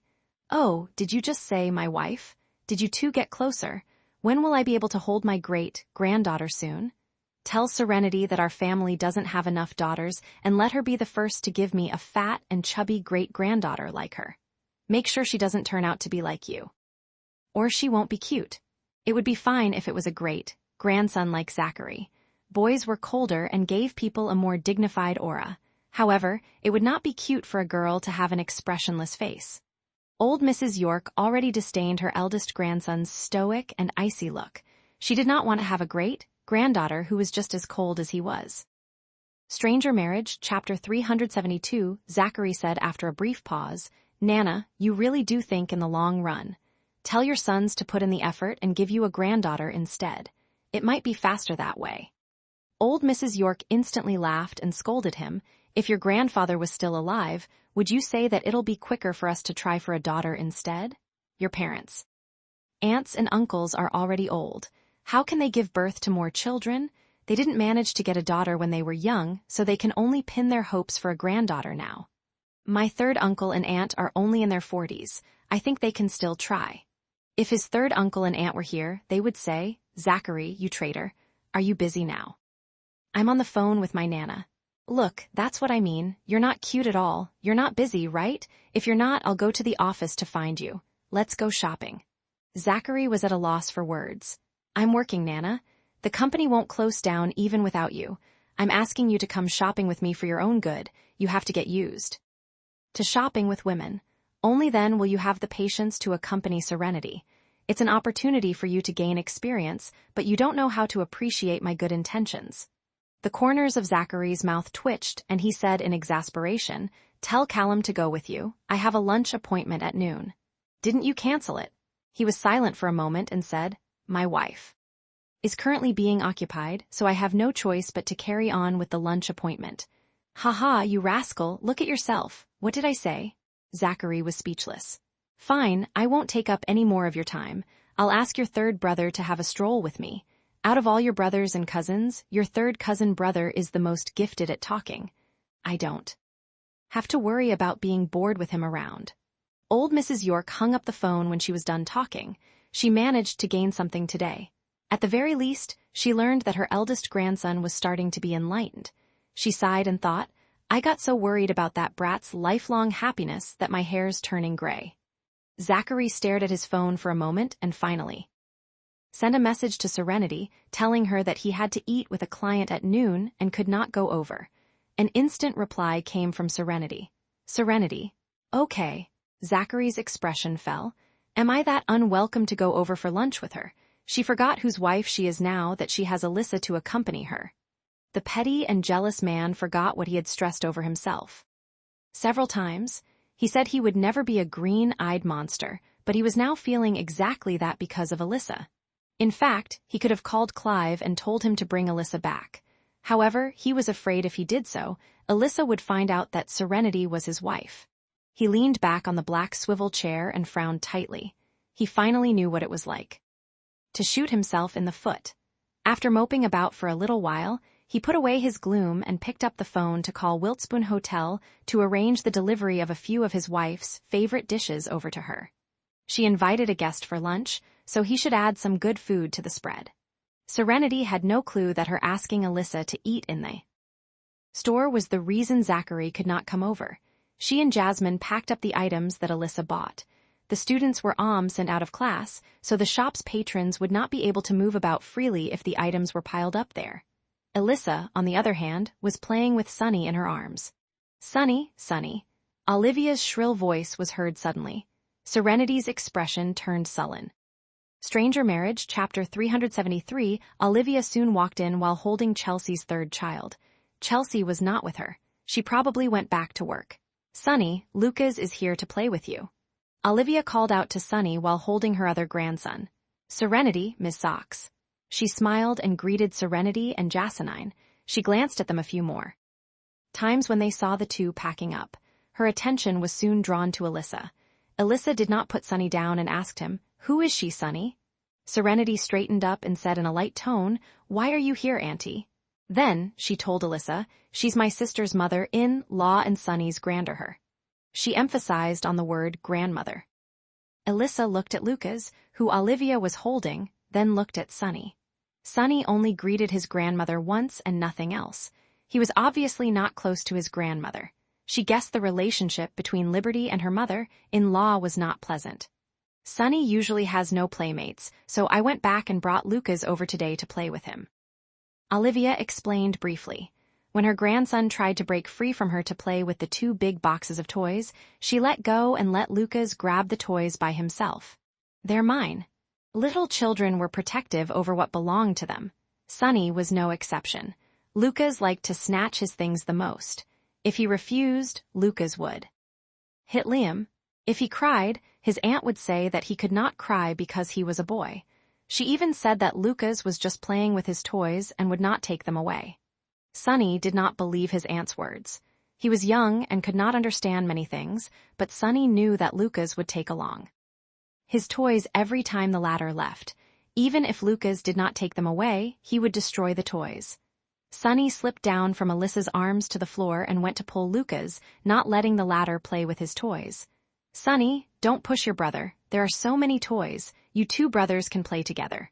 When Olivia saw Sunny pushing Lucas, she instinctively went to pull Sunny away, not letting him push Lucas.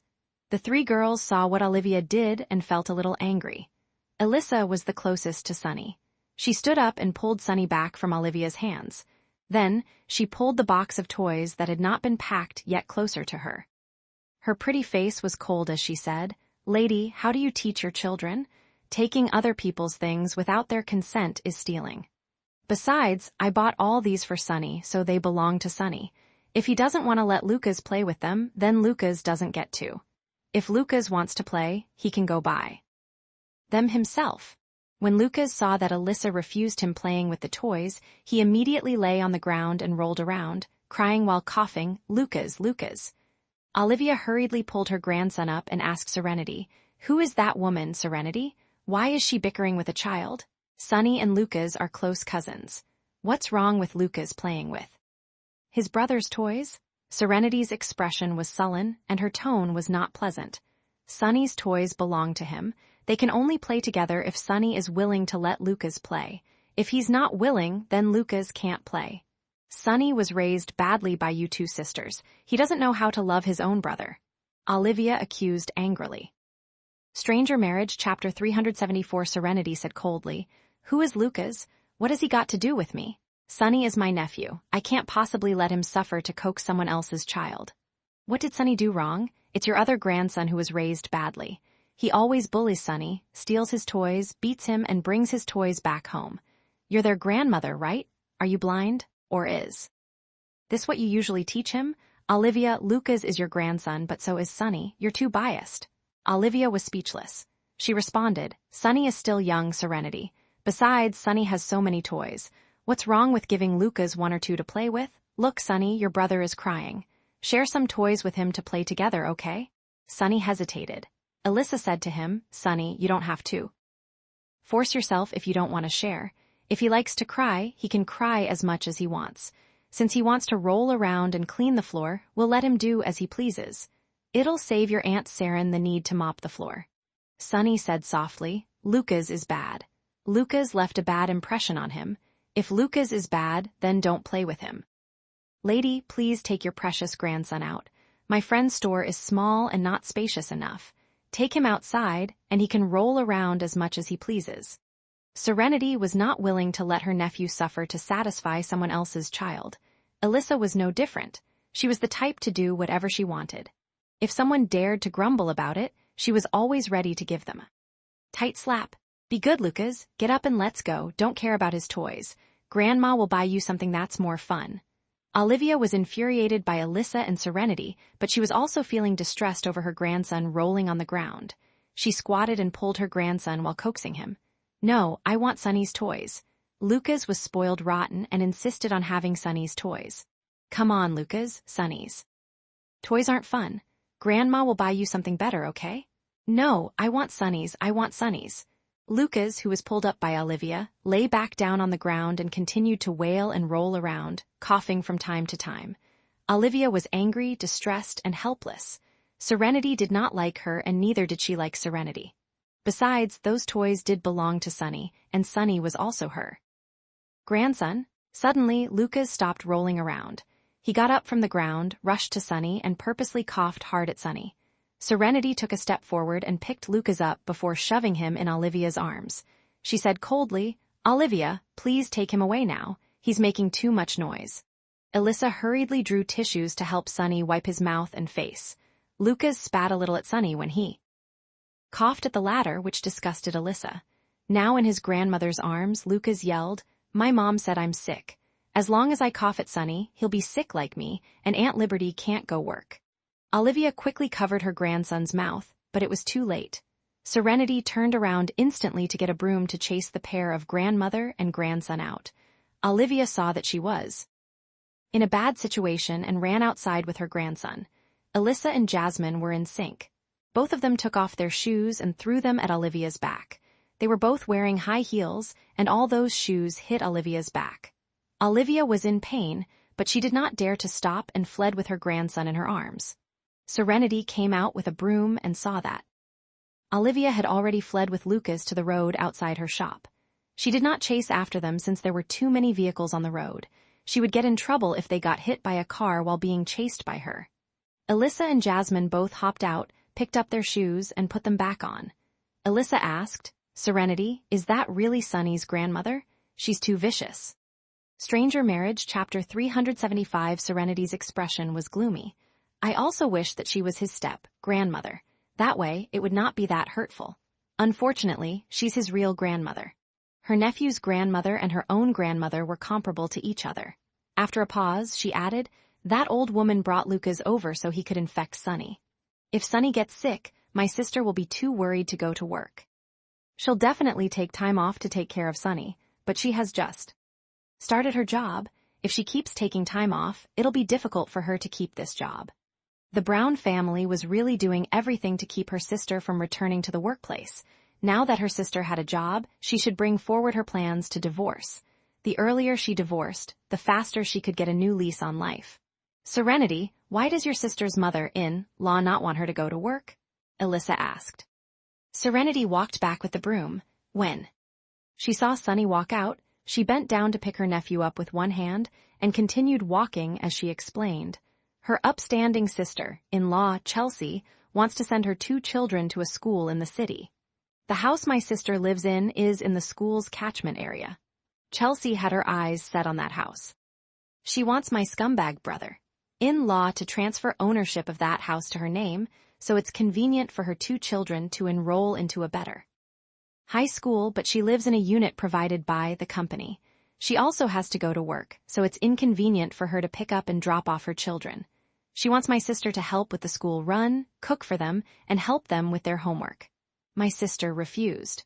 My sister finally found a job and went to work, but they came up with such a trick to force her into agreeing to help. Her mother-in-law is completely biased toward her sister-in-law. Even my brother-in-law is the same. He always helps his sister. In the past, they treated my sister very well, and she thought she had married the right person. It wasn't that bad after the marriage either, but after she gave birth to Sunny, they started revealing their true colors. Maybe they thought it was fine to do so because my sister and her husband have a child now. They keep saying that my sister doesn't do anything at home and only raises the child, and that she doesn't earn money but only knows how to spend money. They also say that it's useless that my sister studied so much when she can't even earn money." Alyssa was silent for a while. "The people in my circle all say that I'm awful, but compared to your sisters-in-laws, I think that I'm a saint. At least, I don't have bad intentions. I just have a bad temper sometimes." The encounter just now really opened her eyes. It was no wonder Sunny was taken care of by his aunt despite him having grandparents. Jasmine chimed in, "You've only met one of them. If you deal with the Brown family for a long time, it'll open your eyes to a whole new world. They're completely absurd. The entire family is especially good at pretending. Liberty and Sunny's father have known each other for 12 years. They dated for 7 years and have been married for more than 3 years, but they were able to pretend all the while superbly." Alyssa felt chills down her spine as she listened. They could probably win awards with their acting. It was no wonder Liberty was tricked so badly. If it were Alyssa, she would most likely be tricked too. "Serenity, that Luca's boy coffeed on Sunny. Will Sunny be infected?" Alyssa touched Sunny's little face and added tenderly, "He's so cute and smart. Why don't his grandparents dote on him? Sunny, call me auntie in the future. I promise that no one will dare to bully you again." Sunny stretched out his hands for Alyssa to hug him. Alyssa immediately picked him up. "You're such an adorable child. My mom would love you if she sees you." Her mother was looking forward to her brother and sister-in-law having a child, but unfortunately, the couple had no plans to have a baby yet. Serenity put the broom back and said, "Sunny's immune system is strong. He hasn't been in contact with Lucas for long, so he should not have gotten infected." Olivia deliberately brought Lucas over with the intention of infecting Sunny with Lucas's cold. Serenity did not hide what happened from her sister. When Liberty came over at noon, Serenity told her about it after lunch. Liberty was furious. She wrapped her arms around her son and said angrily, "I don't expect them to take care of Sunny for me, but I can't believe they did this to us just so their other grandchildren can go to a good school." Stranger Marriage, Chapter 376, Liberty, now that you have a job, you can ask Hank for a divorce. Serenity advised her sister to file for a divorce as soon as possible. Jasmine and Alyssa both echoed, divorce early and start anew. Liberty looked down at her son's tender little face and nodded firmly. I'll wait for Hank to get off work tonight and ask him for a divorce. She already had the evidence of Hank's affair. When she first got the evidence, she did not immediately fall out with him because she was still unemployed and without an income. It would not be conducive for her to fight for the custody of her son. The new year is around the corner. Initially, she wanted to wait until she got her first paycheck before bringing up the divorce. However, her mother-in-law's behavior today made her unable to tolerate it anymore. She could bear with it no matter how they treated her, but she could not tolerate them harming Sonny. When her mother-in-law and sister-in-law came over 2 days ago, she heard Chelsea telling Hank that Lucas had a flu and had not recovered yet. Her father-in-law was worried that Lucas would infect Sonny, so he did not let Chelsea bring Lucas along. She did not expect her mother-in-law to go back while she was at work and bring the still sick Lucas back with the intention of letting him infect Sonny with the flu. They wanted her to be out of commission due to worry, or better yet, lose her job entirely. That was truly a vicious plan.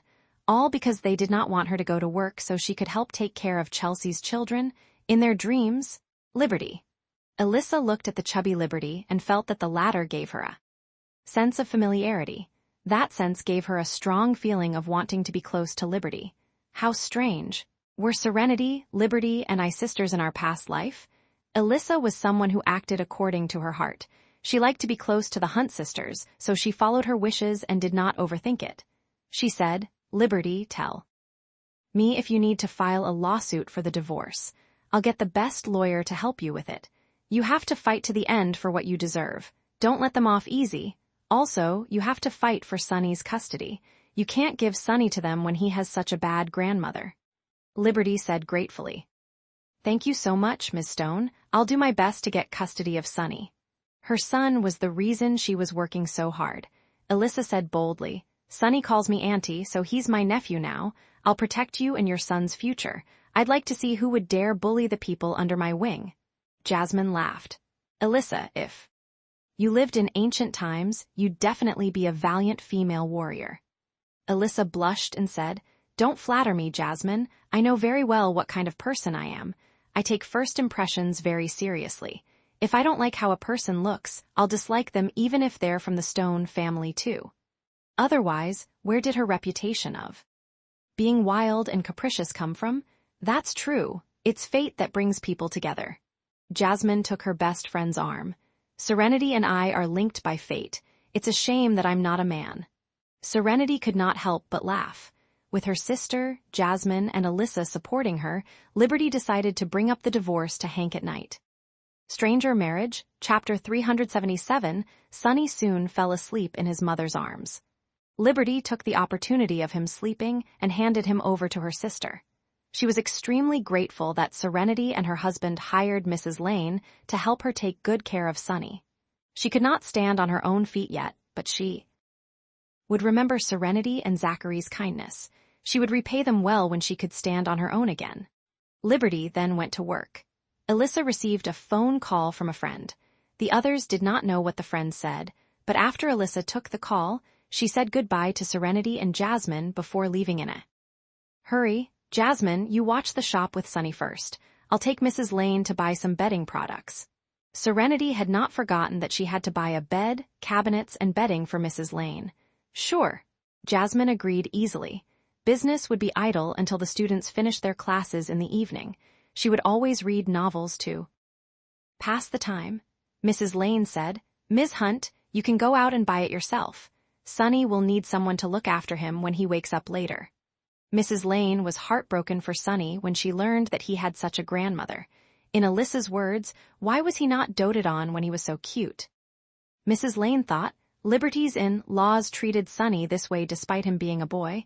I don't know what would happen if she gave birth to a girl instead. Fortunately, she's getting divorced. It's better to leave. She should have divorced a long time ago with that kind of family. Since Mrs. Lane insisted on staying, Serenity drove her car out by herself to help Mrs. Lane buy a bed and cabinet. She spent an entire afternoon shopping after rushing back to the store in the evening and bracing through the peak hours.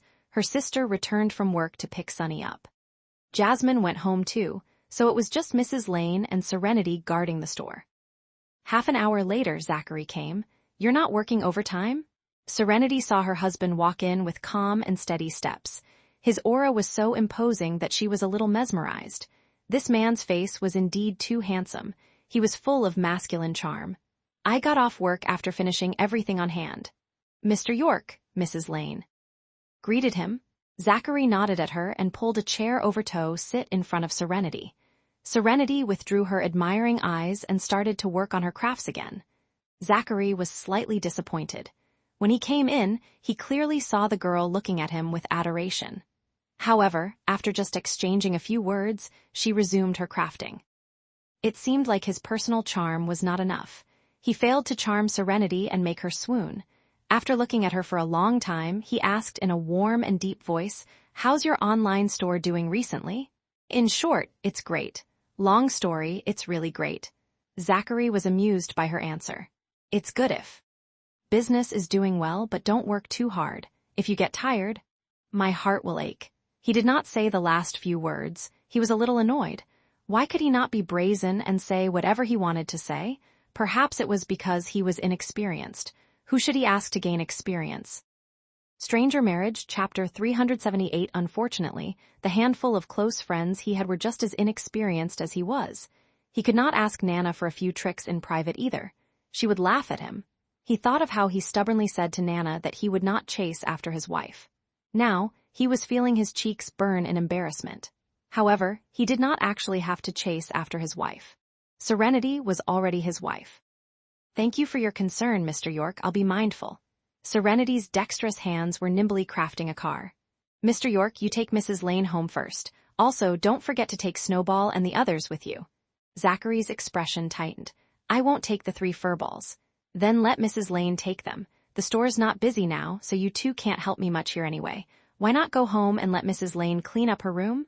"You're chasing me away?" Serenity glanced up at him and then looked down again to continue working. She said in amusement, "Mr. York, I realize that you're quite a sensitive person. I'm telling the truth, not chasing you away. Tell me, what can you do to help me by staying here?" Zachary tensed his face and did not speak. He did not know how to weave crafts. If he helped her to sell books, she would say that his face was too stern and would scare the students away. Zachary had to admit that he really could not help her here. "Why did Nana find me such a capable wise? I don't even have the chance to show off." Zachary grumbled about his Nana in his heart. If old Mrs. York was here, she would say, "Serenity and you signed a 6-month agreement and will divorce once the time is up anyway." Zachary fell silent. Was she really his Nana? Mrs. Lane quickly said, "Ms. Hunt, I only brought a few sets of clothes over. There's nothing I need to unpack, so there's no rush to go back." Since the two were unwilling to leave, Serenity did not say more. Mrs. Lane hid behind a bookshelf in the corner and read a book so as not to be the third wheel. However, her ears were perked up as she listened carefully to the conversation between the young couple. If something went wrong, she could step in to save the day. Zachary was arrogant, clumsy in speech, and had no skills in appealing to a girl. Even if he realized that he cared for Serenity, he would not be able to express it to her with sweet words. Mrs. Lane felt it would be more practical to pray for pigs to sprout wings and start flying, rather than counting on Zachary to sweet-talk into making Serenity happy. Zachary silently watched Serenity work. Serenity suddenly asked him, "Mr. York, your big boss is the heir of the York family. Is he married?" Zachary's dark eyes flickered. He did not immediately answer and waited for her to continue. "Everyone in Wiltspoon knows that Alyssa likes your boss, and I've given her a few tips on how to pursue him. Unexpectedly, she came over this morning and said that she saw Mr. York wore a wedding band on the ring finger of his left hand. Since he's your company's CEO, do you have any insider information? Did Mr. York really get married?" Zachary looked at his bare fingers. He only wore the ring when he was faced with Alyssa. "We don't have a definite answer to that either, but I was fortunate enough to be able to attend the meeting today. Although I sat at the very end of the table and was far from the boss, I have excellent eyesight, so I did see him wear a ring on his left finger." Serenity looked at him, met his dark eyes, and asked nosily, "Do you know who his wife is?" Zachary shook his head. "No. Although I'm one of the executives of the company, I'm not one of his trusted aides, so I'm not privy to matters like that." After a pause, he added, Someone asked Mr. Bucham about it. Upon hearing the news, Mr. Bucham is my boss's closest friend. However, Mr. Bucham didn't say who the boss's wife was either. He only said that the boss was indeed married and spoiled his wife very much. In the corner, Mrs. Lane wanted to burst out laughing. Mr. Zachary, you sure know how to paint yourself in a good light. It's as clear as day that you're lying to your wife, but you're saying that you spoil her. Stranger Marriage, Chapter 379, she had to apologize to Alyssa. Mr. York in fact had a wise. Alyssa should give up. She was a good girl. Serenity hoped that Alyssa could let go of her feelings for Mr. York as soon as possible and look for her happiness that belonged to her. Since Mr. York is married, why wasn't there any news? Even Alyssa did not know about it. It should be to protect his wife. Think about it. Our boss is young, handsome, promising, and rich. Any woman who sees him in real life would fall head over heels for his charm. Although no other woman except Ms. Stone has the courage to openly confess to him and pursue him. It doesn't mean that there aren't people who adore him. He's worried that exposing his beloved wife's identity and appearance would bring trouble for her. He's also afraid that someone would hurt his wife while he's not paying attention. I don't know about the others, but Alyssa is definitely not that kind of person. She's a good girl who's misunderstood too. The core by the outside world. Since Mr. York doesn't like her, I guess they're only destined to be just friends. Serenity sighed. I hope she can get over it soon. There are plenty of good men in the world. There's no need to get so hung up on Mr. York. Zachary did not say anything. By the way, have you seen your boss's face before? Is he really that handsome? Is he old? Zachary's mouth twitched. Why does she keep thinking of me as an old man? I'm only 30. I'm still young for a man. He's undeniably handsome and young. In short, he's really good-looking and has a lot of masculine charm. If I were a woman, I'd like my boss too. Serenity smiled cheekily. How do you compare to him? Zachary was silent for a moment. I think maybe I look a little better than him. She laughed. Are you sure you're not just flattering yourself? I haven't seen Mr. York before, so I can't help you compare. In the same corner, Mrs. Lane covered her mouth and was laughing so hard that her stomach hurt. So that's how Mr. Zachary acts in front of the missus. Serenity, are you interested in Mr. York? No, he's someone I'll never meet in my life. Why would I be interested in him? If not for Alyssa always gossiping about him in front of me, I wouldn't even know that he exists. Zachary stopped talking. By the way, will they hold a wedding? I think Wiltspoon's entertainment journalists will be worked to the bone if they have a wedding. After a moment of silence, he said, Mr. Bucham said that our boss spoils his wife. A man who spoils his wife won't let her suffer. He'll definitely hold a grand wedding. We just don't know when the wedding will be held. Maybe they haven't picked a good day yet. Serenity hummed. Yeah, it's important to choose a good date for the wedding. Also, Jasmine is willing to meet with your colleague. Could you arrange a time for them to meet? Saturday afternoon. LLL, he was Josh's slave driver during workdays, and the latter could not spare the time to go on a blind date. There was no need to work on weekends, so time could be arranged then. Serenity had no problems with the timing. After the handmade copper wire car was completed, she stopped working. Seeing this, Zachary asked somewhat apologetically, Am I disturbing you here? Chapter 380 Lingfei, Married at First Sight novel. Stranger Marriage, Chapter 380 Rush Her Crafts. Serenity looked at him. You don't have that much of an impact. Zachary was speechless. My sister will be bringing up the divorce to Hank tonight. I'm a little worried. Shall I go there with you? Serenity looked at the time and said, Hank isn't back at this time. He usually only returns late at night. In the past, the sisters were stupid and thought that Hank only returned home late because he was busy socializing after being promoted to be a manager. However, he was actually spending time with his lover. Have faith in Liberty. She will take care of it. Zachary could only comfort Serenity this way. After a moment of silence, she said, I keep having this feeling that it won't go smoothly. The Brown family is too shameless. You don't know this, but they tried to make Sunny sick in order to keep my sister from going to work. She told Zachary what Olivia had done. Zachary's expression was dark after hearing the full story. Is Sunny all right? We don't know if he'll be infected yet. My sister said that Lucas had a viral flu which is contagious to other children. Sunny is usually healthy and has a strong immune system. I hope he doesn't get caught up in their horrid plan. Tell Liberty to call us if anything happens. She has to fight to the end during the divorce, especially when it comes to Sonny's custody. Who knows how they'll abuse Sonny if we leave him to them. Hank had a new lover and was busy at work, so he would not have time to take care of the child. He would let his parents look after Sonny. His parents had been helping Chelsea to take care of her children, so they were biased toward Chelsea's children. It would be strange if Sonny were to be cared for well by biased grandparents. Serenity nodded. All of them had said the same thing to Liberty.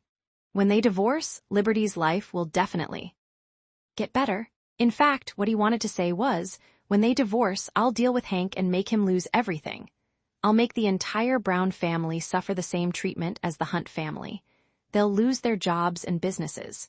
Also, since Hank is so fond of Jessica, I'll encourage them from behind the scenes. When Jessica marries into the Brown family, I'll let her have a taste of how her predecessor suffered. They claim their love to be true, but I'd like to see if Jessica stays with Hank when the latter has nothing left. Initially, Zachary did not think of messing with Hank. After all, Liberty still had to live with Hank. Then, when Serenity and he argued because of a misunderstanding, he did not bother even though he knew of Hank's affair. Now, as soon as his sister-in-law divorced and broke away from the Brown family, he would not need to show any mercy. Although York Corporation and Waltham Electronics had no business dealings, they could be considered as competitors. That was because there was a subsidiary under York Corporation that was sworn enemies with Waltham Electronics. Zachary could not punish Hank through the boss of Waltham Electronics. However, he could forcefully acquire Waltham Electronics and integrate it with York Corporation's subsidiary. That way, Hank would be the meat on Zachary's chopping board, completely at his mercy. He would let Hank taste regret for the rest of his life. As long as my sister leaves the Brown family, her life will only get better. Maybe she'll even find a second love and live a truly blissful life. Living better than Hank is the best revenge she can have against him. Serenity also hoped that her sister's life would improve after the divorce. More than that, she hoped that Hank's life would spiral downward after the divorce. Cheating men should suffer from retribution. As for the mistress, Jessica, she would soon understand that she could not always be young and beautiful. One day, she would become a faded old woman too. Stranger Marriage, Chapter 381. Lingfei 381. Zachary looked at Serenity, who was also looking at him. He asked her, "Do you want to go to your sister's house to take a look?" Serenity looked at the time on her phone and said, "Hank won't be back at this time." She paused and added, "My sister will take care of her own affairs. I'll do my best to help her if she asks for help." Zachary then stayed silent. He was texting someone on his phone. A few minutes later, he suddenly said to her, "You're not in a good mood. Why don't you call it a day? I can accompany you wherever you want to go."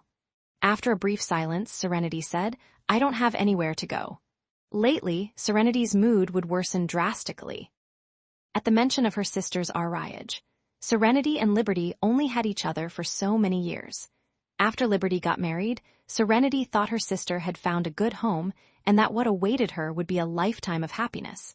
However, the cruel reality was a slap in the face. Liberty's marriage was falling apart, whereas Serenity and Zachary were still trying hard to advance their relationship, so Serenity did not know how that would turn out. Serenity thought, "Will our lives always be this tough? If you're willing to trust me, just come with me and leave the rest to me." Serenity met his dark and deep eyes that were often so cold that she could not fathom what he was thinking. However, at that moment, Serenity saw his concern for her in his eyes. She felt a warmth in her heart. Serenity nodded. "Okay, I'll pack up now. We can go out for a walk and feel the cool breeze." Suddenly, she saw Snowball lying under the cash register and asked softly, "What about Mrs. Lane, Snowball, and the kittens? Should we send them home first?" Zachary reached out to her. "What do you want?" "Your car keys." Serenity took out her car keys and asked, "Can Mrs. Lane drive?" "Yes." The workers in the York family were required to be able to drive because the Yorks lived far from the city center. If the workers did not know how to drive, it would not be convenient for them to get to work. Zachary took the car keys, turned his head, and called out in a deep voice, "Mrs. Lane." Mrs. Lane, who was hiding in the corner trying not to be the third wheel, heard Zachary and hurried over. "Mr. York." Zachary handed Serenity's car keys to Mrs. Lane and said, Serenity and I won't be going home so soon. These are the car keys. You can bring Snowball and the kittens home first. He took out his bunch of keys and removed a house. Key, this is the key to the house. Mrs. Lane took the keys. Thanks, I'll take Snowball and the kittens home first. She thought, Mr. York should have let me leave with the pets earlier so I wouldn't have laughed until my stomach hurt. Mrs. Lane quickly left with the pets. Serenity stood beside Zachary and said, let me take in the shelves at the door first. Zachary stood up silently, turned around, and went out to help her bring in the shelves that were outside before keeping them away. What did you stock up on again? Zachary pointed to the result of Alyssa's shopping spree and asked Serenity, thinking that those were new stocks for the store. Serenity looked at it and replied, that's Miss Stone's haul. She was in a bad mood earlier and bought all those things but didn't have much use for them, so she gave them to me. There are 2 more big boxes of toys for Sunny. Earlier today, Hank's mother brought Lucas here just to snatch those toys from Sunny. She only told Zachary about Lucas fighting with Sunny over the toys and did not explicitly tell him that those toys were also from Alyssa. Stranger Marriage, Chapter 382. When Zachary heard that, he frowned and wanted to say something, but Serenity continued, Jasmine and I will compensate Alyssa in other ways. We won't take advantage of her. Serenity and Jasmine could not stop Alyssa from putting those things at the bookstore. If they did not accept it, they could not imagine Alyssa's degree of anger, so they had to accept it first. When Jasmine and Serenity were tidying up earlier, they had a good idea of how much those things were worth. In the future, they would find an opportunity to return the favor to Alyssa. It's not a matter of taking advantage of her. Your store isn't that spacious. You already have so many bookshelves and storage boxes, yet Ms. Stone keeps stuffing things into your store. It's not like you can sell them. Isn't that just taking up unnecessary space? Actually, Zachary was just annoyed because he did not occupy any space in his wife's store, and Alyssa beat him to it. Zachary thought Alyssa was always monopolizing his wife, so his hatred for her was deeper than his love rival, Sean Lowe. It was also because Alyssa was a woman, so he could not say, Serenity, I don't like that you're spending so much time with Alyssa. I'll get jealous, so you should cut ties with her. If he dared say such a thing, Serenity would look at him strangely, and he would be embarrassed. Our house is spacious. Why don't I move these things home then? Zachary was speechless. He was already upset that Alyssa's things were taking up space in Serenity's store, yet Serenity wanted to move these things home. Let's go. Zachary lowered his head, not wanting to argue with Serenity over something like this. Serenity was a carefree person, and Zachary would often get more frustrated when they had a conflict. This was something he had experienced before. When Serenity was angry, she went on a shopping spree and spent tens of thousands of dollars using his card. Besides, she went about her day as usual and was still happy. On the contrary, Zachary got so mad that he went back to his villa. If Grandma May had not found a way for them to get back together, Serenity would still be ignoring Zachary. Okay. Serenity went along with him and no longer continued the topic. They got into Zachary's car together after closing up the shop. As soon as Serenity got in the car, she saw a child safety seat in the back seat. Zachary explained, I send you to work sometimes, and Sonny is too young to sit on his own, so I bought a child safety seat. Serenity listened to his explanation and looked at him quietly. After a long while, she said in a serious tone, Mr. York, what will you do if I fall in love with you one day? The caring and thoughtful side of this man moved her heart. Zachary looked at her for a moment before he leaned over, wrapped his arm around her waist, and pulled her to his side. His handsome face approached her, and his thin lips pressed against her red lips. He then moved his lips from hers and whispered in her ear, I don't know what will happen because you haven't fallen in love with me yet. Serenity was speechless. She raised her hand, pushed his muscular body away, and put on her seatbelt as if nothing had happened. So where are you taking me to so I can forget my worries? Zachary straightened his back. Since you're in my car, just follow my lead. Why don't we go to the beach to get some fresh air? Zachary smiled. Sure. He started the car and asked her, You pay for the bed and wardrobe? He did not receive any bank transaction notification, so he figured she spent her own money. Yeah, I forgot to bring the card you gave me for household expenses when I went out shopping, so I paid for them. We're married, so there's no need to be so calculative, right? Zachary pursed his lips. She was clearly the one who was being calculative. Stranger Marriage, Chapter 383. Serenity said she wanted to go to the beach for some fresh air, so her wish was Zachary's command. Of course, he could not bring her to the Seaview Villa.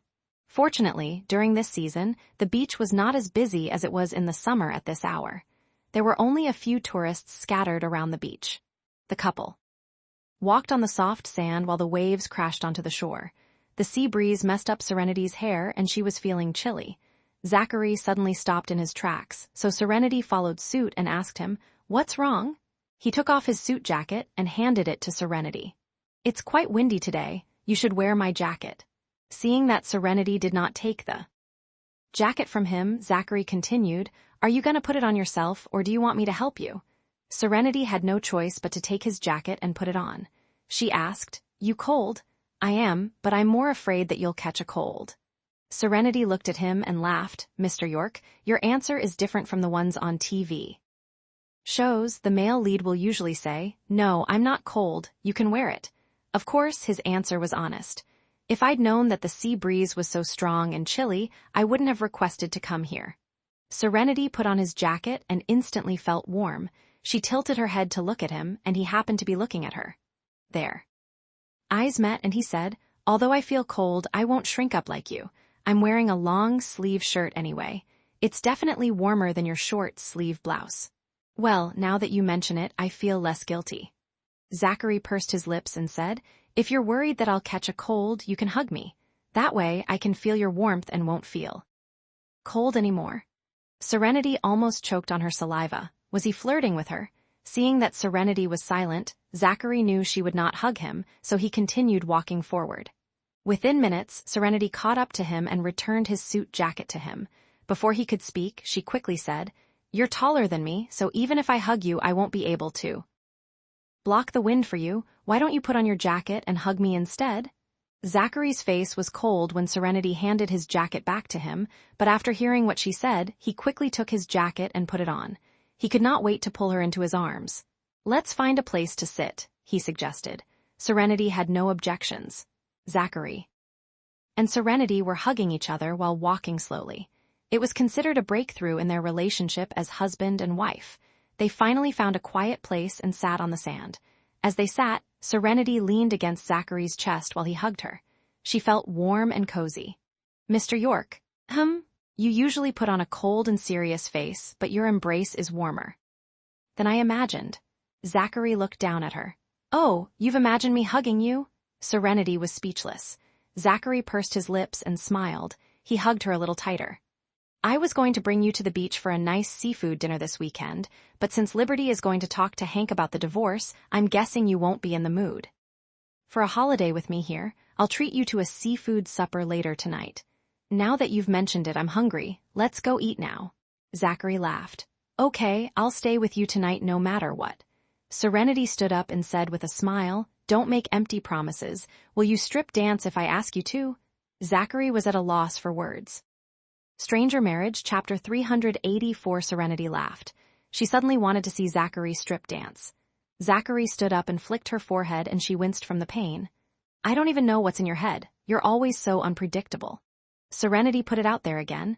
"Nana always tells me to jump you, strip you, and sleep with you so she can have a great-granddaughter. I'm still thinking if I should fulfill Nana's wish." Zachary flicked her forehead again when he heard this. Ouch! It was painful, so Serenity took revenge by pinching his cheeks. "Serenity." Zachary grabbed both of her hands and looked serious. Serenity's playfulness vanished abruptly when she met his deep eyes. She said cautiously, "Mr. York, just say what you want to say. Your serious look is scaring me. Listen, I'm all ears. Whether we sleep together or not, it's our privacy, so we should follow our hearts. Don't sleep with me just because someone tells you to." Zachary did not want their first time to be because of his grandmother's interference. Just like when they got their marriage license, Zachary told his grandmother that how he treated Serenity was his business, and that his grandmother should no longer interfere in their affairs. "Oh, you're worried about this?" Serenity felt relieved instantly. She pulled her hand back from his big palm, turned around and walked back. She said as she walked, "I'm just kidding. I won't do that just because of what Nana said." She also felt that romantic relationships should come naturally. Zachary looked at her back in silence. He felt like he was right, but at the same time, he was missing something. Zachary missed the chance for her to jump him, strip him naked, and sleep with him. However, it was still too early for them to sleep together because they were not in love yet. It was just like how Zachary answered Serenity's question earlier in the car when he said, "Because you haven't fallen in love with me yet." Zachary could finally see their situation clearly. He hurriedly strode forward and matched her pace. He treated his wife to a seafood feast at a beachfront restaurant for supper. Serenity asked for 2 bottles of beer. "I like to order 2 bottles of beer when I have supper with Jasmine. It's nice to drink beer and eat at the same time." Zachary was dessaling the shrimps for her and replied, "Beer's the only thing you can drink with your level of alcohol tolerance." Serenity blushed. "I know I have a low alcohol tolerance, but I can take 2 bottles of beer. I'll just sleep soundly at most. Would you like a drink? If I drink, should we stay here for the night?" Serenity stuck out her tongue playfully and thought, "Right, he has to drive tonight, so he can't drink." Thus, Zachary peeled the shrimp and deboned the fish for Serenity while she ate, drank, and talked about her sister. Zachary knew that Serenity was still worried about her sister's future even if he was spending time with her. Serenity ate most of the food on the table. As a foodie, she had a big appetite, and Zachary finally witnessed it. Zachary thought, "At least she has such a hobby. That way, I can use this to win her over. I don't know what to do if she's always as invincible as she was when she beat up Noah Hunt and the thugs." It was already dark by the time they were done eating and drinking. The couple headed back home. As soon as they got in the car, Serenity leaned against the passenger seat and said to Zachary, "I'm going to take a nap. Wake me up when we get home." Stranger Marriage, Chapter 385, Zachary took off his suit jacket and handed it to Serenity. "Wear it and take a nap." Since they were no longer at the beach, Serenity accepted and covered her body with the suit jacket before she took a nap. Zachary turned off the music in the car to not disturb her. He drove the car in silence while Serenity took a nap. After a while, they arrived at Brinfield. The bodyguards were wandering in the lobby because their boss was out of their sight all night. After the bodyguards saw Mrs. Lane came back with the Mrs. Pets, they found out that their boss was taking his wife out on a drive. The bodyguards were anxious, but no one dared contact the boss for fear of disturbing the couple's privacy. At that moment when the bodyguards saw Zachary's car, they quickly dispersed as they were afraid that the missus would see them. Jim ran the fastest and almost dove right into the bushes. That was because the missus could recognize him. Zachary pretended not to notice the bodyguard's reaction. Serenity was plain ignorant.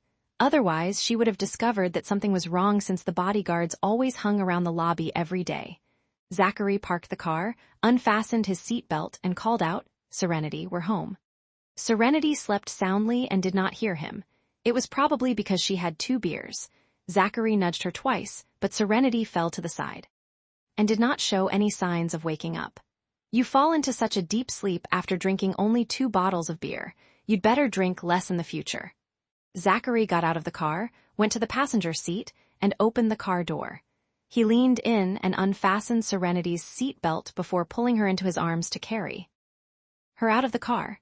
The bodyguards, who dispersed but did not go far, saw this scene and rubbed their eyes in disbelief. After confirming that what they saw was real, the bodyguards turned around and hurried back to their apartments in the same building to sleep. It seemed like the boss and his wife were doing great. Zachary carried Serenity upstairs and rang the doorbell to their house.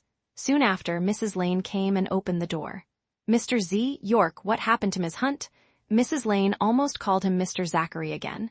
She had 2 bottles of beer and fell dead asleep.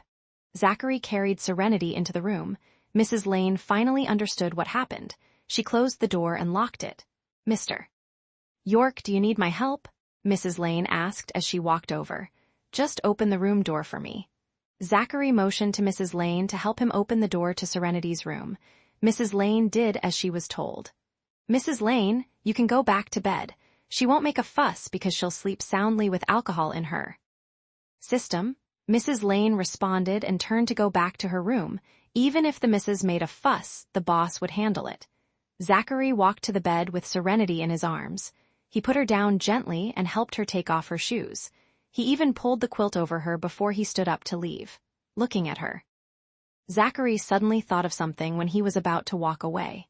He turned around, bent over, and kissed Serenity's lips. After stealing a kiss, Zachary turned around and walked out contentedly. When he reached the door, he stopped again. Since Serenity was in such a deep slumber, he could take the opportunity to get her copy of the agreement back. Stranger Marriage, Chapter 386, Zachary acted on his idea. He sneaked around Serenity's room and rummaged through her things like a thief.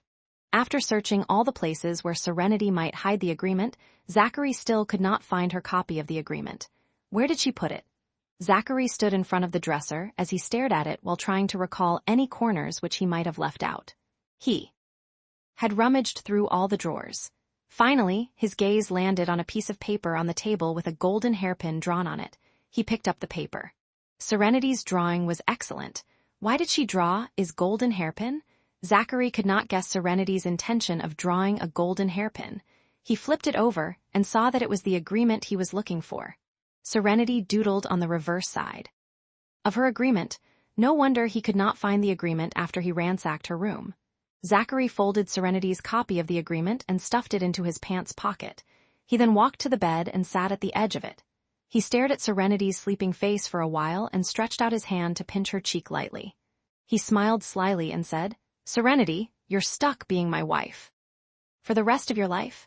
If Grandma May was present, she would have slapped him in the face. Zachary, who said he would never chase after his wife, was now sneaking around Serenity's room. After Zachary stole Serenity's agreement, he returned to his room happily. He then took out his copy of the agreement, took a lighter, hid in the bathroom, and burned the 2 copies to ashes, which he flushed down the toilet. Unless Serenity could turn back time, she would never find that agreement again. It was midnight when Liberty woke up. She had not showered yet. She wanted to coax her son to sleep before she showered, but she did not expect she would doze off. Liberty got up and went out to check the front door if it was locked. Seeing that it was not locked from the inside, Liberty knew that Hank was still out. "He's not back at this hour, which means he's either pretending to be dead or avoiding me," Liberty muttered. She did not believe that Hank was unaware of what his mother did. It might even be Hank's plan. Hank looked upset when he found out that Liberty was working at Lewis & Co. It was probably because he thought she could not find a job since she had left the workplace for more than 3 years and she was obese. However, she managed to join Lewis & Co., which was equivalent to a slap in his face. Hank was probably the last person who would want Liberty to go to work. Hank's mother did not return to Bright Boulevard after she made a fuss that afternoon. Instead, she brought Lucas home. She was probably afraid that Liberty would settle the score with her after work. Liberty called her mother-in-law, but her mother-in-law did not dare answer. Thus, she sent a reproachful message to her mother-in-law. However, her mother-in-law did not reply and pretended to be dead. Hank was the same. Liberty went back to the room and took a shower. After coming out of the bathroom, she picked up her phone and called Hank. This time, someone answered the phone.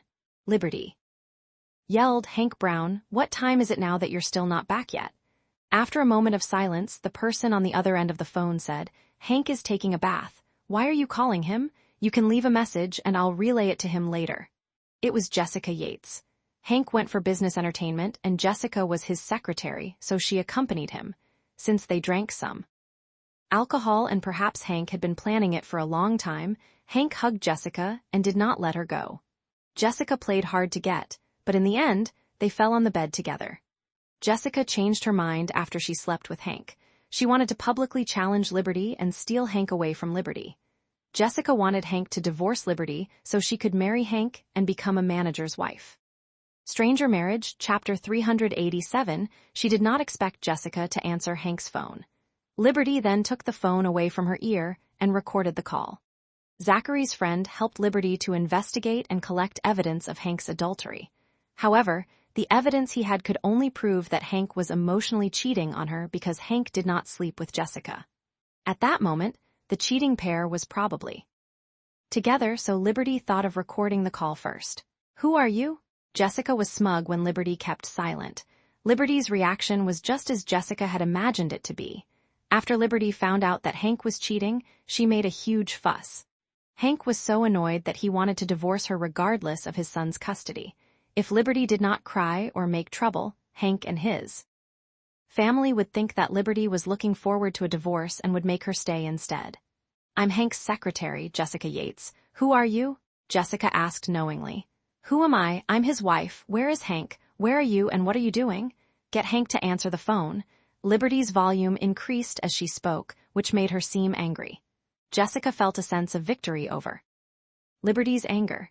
Jessica did not hang up and said, I told you, Hank is taking a shower so he won't come out so soon.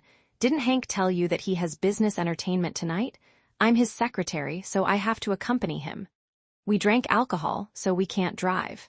Hank got us a hotel room and thought we could sober up before going home. I didn't expect you to call in the middle of the night to check on him. Jessica uttered the latter part of that sentence in a weird tone. There are so many chauffeurs, so why didn't you call him one to send him back? Why did you two insist on staying in a hotel? Are you two doing something behind my back? Are you? My husband didn't come home after midnight, so why? Can I call to check on him? That's my prerogative as his wife. What does it have to do with an outsider like you? Liberty shouted on the phone hysterically. On the other end of the phone, Jessica was calm and had a smile on her face. Jessica Yates, are you staying with my husband? What have you both done? Liberty roared over the phone. Hank is drunk, so I need to take care of him, and staying in the same room will be more convenient. We didn't do anything, Mrs. Brown. Don't think too much. I'm just taking care of Hank on your behalf, so you should be thanking me instead of yelling at me. Liberty felt disgusted when she heard Jessica addressing her as Mrs. Brown. Sure enough, mistresses were really thick-skinned. She told herself to just bear with it and listen to the nonsense Jessica was saying. I don't need you to take care of my husband. Tell me the address of the hotel right now, and I'll pick him up. Jessica replied gently, Mrs. Brown, you still have to take care of your son. It's already midnight. If you come here to pick Hank up, who will help you babysit? Don't worry, I'm right here, so I'll make sure Hank gets proper care. It's very late, so you should go to bed. Jessica hung up the phone right after. Jessica guessed that Liberty would go berserk at home. After the call was disconnected, Liberty checked the recording to make sure that the call was recorded. Liberty cursed Hank after she saved the recording. Beep. Liberty received a new message on WhatsApp. She opened it and saw that it was from Hank. No, it should be sent by Jessica since she was using Hank's phone. It was the location of the hotel that came with a message typed by Jessica. This is the address. Are you free to come over? Liberty was furious when she saw it. Jessica could not hold it in anymore and wanted to openly challenge her. Stranger Marriage, Chapter 388. Liberty knew that she had to take care of her son and could not leave her son home alone at this hour just so she could catch the cheating pair in the act. Liberty was contemplating if she should call her sister. Should she disturb her sister at this time? After hesitating for a while, Liberty felt that it would be beneficial to her to seize this opportunity to capture more evidence of Hank's adultery. Thus, she called Serenity. Serenity slept so soundly after drinking 2 bottles of beer that she did not know Zachary carried her upstairs. Liberty called Serenity repeatedly, which forced Serenity to wake up. Serenity took her phone and answered the call without looking at the caller ID. Hello, who is it? Saren, it's me, Liberty. Liberty, what's wrong? Serenity, who was gradually regaining her senses, remembered that Liberty was going to bring up divorce to the scumbag Hank and thought they got into a fight again. Serenity's sleepiness instantly disappeared. She suddenly sat up on the bed and asked anxiously, Liberty, what's the matter? Did Hank abuse you again? He didn't come home and said he would be back very late because he has business entertainment. It was almost 1 o'clock in the morning, and he was still not back yet, so I called him. But Jessica Yates answered the call, and the two of them were sleeping together. Do you want to go and catch them in the act? Serenity immediately read her sister's mind. I need evidence of them cheating. That way I'll have the upper hand. Do you know where they are? Jessica is so arrogant that she sent me the location of the hotel. Saren, I'll go by myself. Can you come to my house and help me babysit Sonny? I'm afraid he'll cry if he wakes up and doesn't see me. Liberty, I'll go with you. No need. There are 2 of them. If you go alone and if there's a fight, you'll be at a disadvantage. You can send me the location of the hotel and I'll accompany you. I can fight better than you, so I can beat them up. Liberty said, Saren, trust me, I can do it myself. I'll head out first, so remember to come over to watch Sonny. She hung up the phone afterward. Liberty? Serenity called out to Liberty, but that did not stop Liberty from hanging up. She slid out of bed quickly, put on her shoes, and hurried out of the room. Serenity moved fast, so she made some noise, which alarmed Zachary, who was in his room. Zachary came out of his room and saw Serenity running out the door. "Serenity!" Zachary instinctively shouted to stop her. Serenity stopped, took a few steps back, and returned to the house. "Mr. York, you're not asleep yet. I have an urgent matter and need to go now." Serenity wanted to leave right after she said that. Zachary strode over quickly. "Serenity." He ran out of the house and pulled Serenity back just as she was about to rush into the elevator. His face was gloomy, and he asked her coldly, "Where are you going in the middle of the night? Can't you wait until dawn to settle any urgent matters? You had a few drinks, so if you drive now, you'll be driving under the influence. You're not allowed to go alone." After a pause, he added, "If you must go, I'll go with you. Hank is with his mistress, and my sister wants to catch them in the act, so she asked me to take care of Sunny while she's out. I'm worried about my sister, so I have to go and check it out. Mr. York, since you're awake, please help me wake Mrs. Lane and send her over to take care of Sunny." Stranger Marriage, Chapter 389. Serenity removed a key from her bunch of keys and handed it to Zachary while she said, "This is the key to my sister's house." Zachary's dark eyes flickered. He knew Hank was at a business entertainment. Since Zachary asked Josh to investigate Hank and collect evidence of Hank's infidelity, the nosy Josh went above and beyond his task and sent someone to follow Hank discreetly.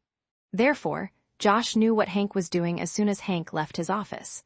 When Zachary was with Serenity in the evening, he took the time to send a message to Josh, telling Josh to look for an opportunity to fuel the flames so Hank and Jessica could make substantial progress.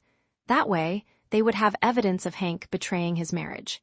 This way, Liberty would get the upper hand from a moral point of view when she filed for divorce. Now that Hank and Jessica finally slept together, was it a natural course of events or was it the result of Zachary's intervention? Zachary could not determine which one it was, but the result was the same. "Do you know which hotel they are in? My sister won't tell me because she doesn't want me to go." Serenity was a little helpless. When Liberty needed help, she pushed Serenity away at a critical moment and wanted to face this alone. "I'll call my friend to check it out for you. He's best at looking into things." "It's so late." "No worries, I'll treat him to dinner another day." Zachary would just give Josh another day off. "Serenity, don't leave. Wait for me here and give me your car keys. I'll wake Mrs. Lane and ask her to babysit Sunny at Liberty's house while I go with you to look for Liberty," Zachary said to Serenity. When Serenity gave him the car keys, he took them and went back into the house. He then called Josh while he knocked on Mrs. Lane's room door. Fortunately, Josh was a night owl who slept and woke up late. He would only arrive early at the office if there was some gossip to catch. Otherwise, he would arrive later than Zachary. Josh was still wide awake when he received the call from Zachary. "Where is Hank now?" Zachary asked in a low voice. "He's at the Grand Hotel under the Stone Group." "What's wrong? Is your sister-in-law looking for him?" "Got it." Zachary hung up the phone. Josh was speechless. Zachary did not even give him a chance to gossip a little. After waking Mrs. Lane, Zachary briefly explained what happened and hurried back to his room. He found a black marker and painted the entire left side of his face to make it seem like a birthmark. He hurried out the door after he painted his face. Mrs. Lane had already left. Sunny was still young. Mrs. Lane was worried about Sunny and hurried over when she found out that Liberty had to leave the house. Serenity was waiting for Zachary at the front door. She was impatient and wanted to leave without Zachary several times, but she did not know where Liberty was at the moment. When she saw Zachary coming out the door, she urged, "Come on, my sister might be. Why did you draw all over your face?" Stranger Marriage, Chapter 390. Zachary locked the front door and pulled Serenity out. As he walked, he explained, "My friend found out that your brother-in-law is now at Grand Hotel, which is owned by the Stone Group. I work at York Corporation, and the two companies aren't on good terms with each other. I don't want people from the Stone Group to recognize me, so I painted half of my face black. No one will be able to recognize me now." Serenity glanced at the birthmark that he drew. Even when they were in a rush, Zachary could think of this detail, which showed how meticulous he was. No wonder Zachary could be a white-collar executive at York Corporation. Serenity finally believed Grandma May's praises for Zachary that he was a very attentive man. Of course, Zachary would only be attentive if he cared about someone. Wash it off with soap water when we come back later. Serenity ran a bookstore that sold stationaries, so she knew how to clean marker stains on the skin. Zachary wanted to say that she could help him clean the marker stain on his face, but he could not bring himself to say it. He was a little embarrassed. Grandma May was there, she would have said, "What's the use of your mouth if you don't dare say anything?"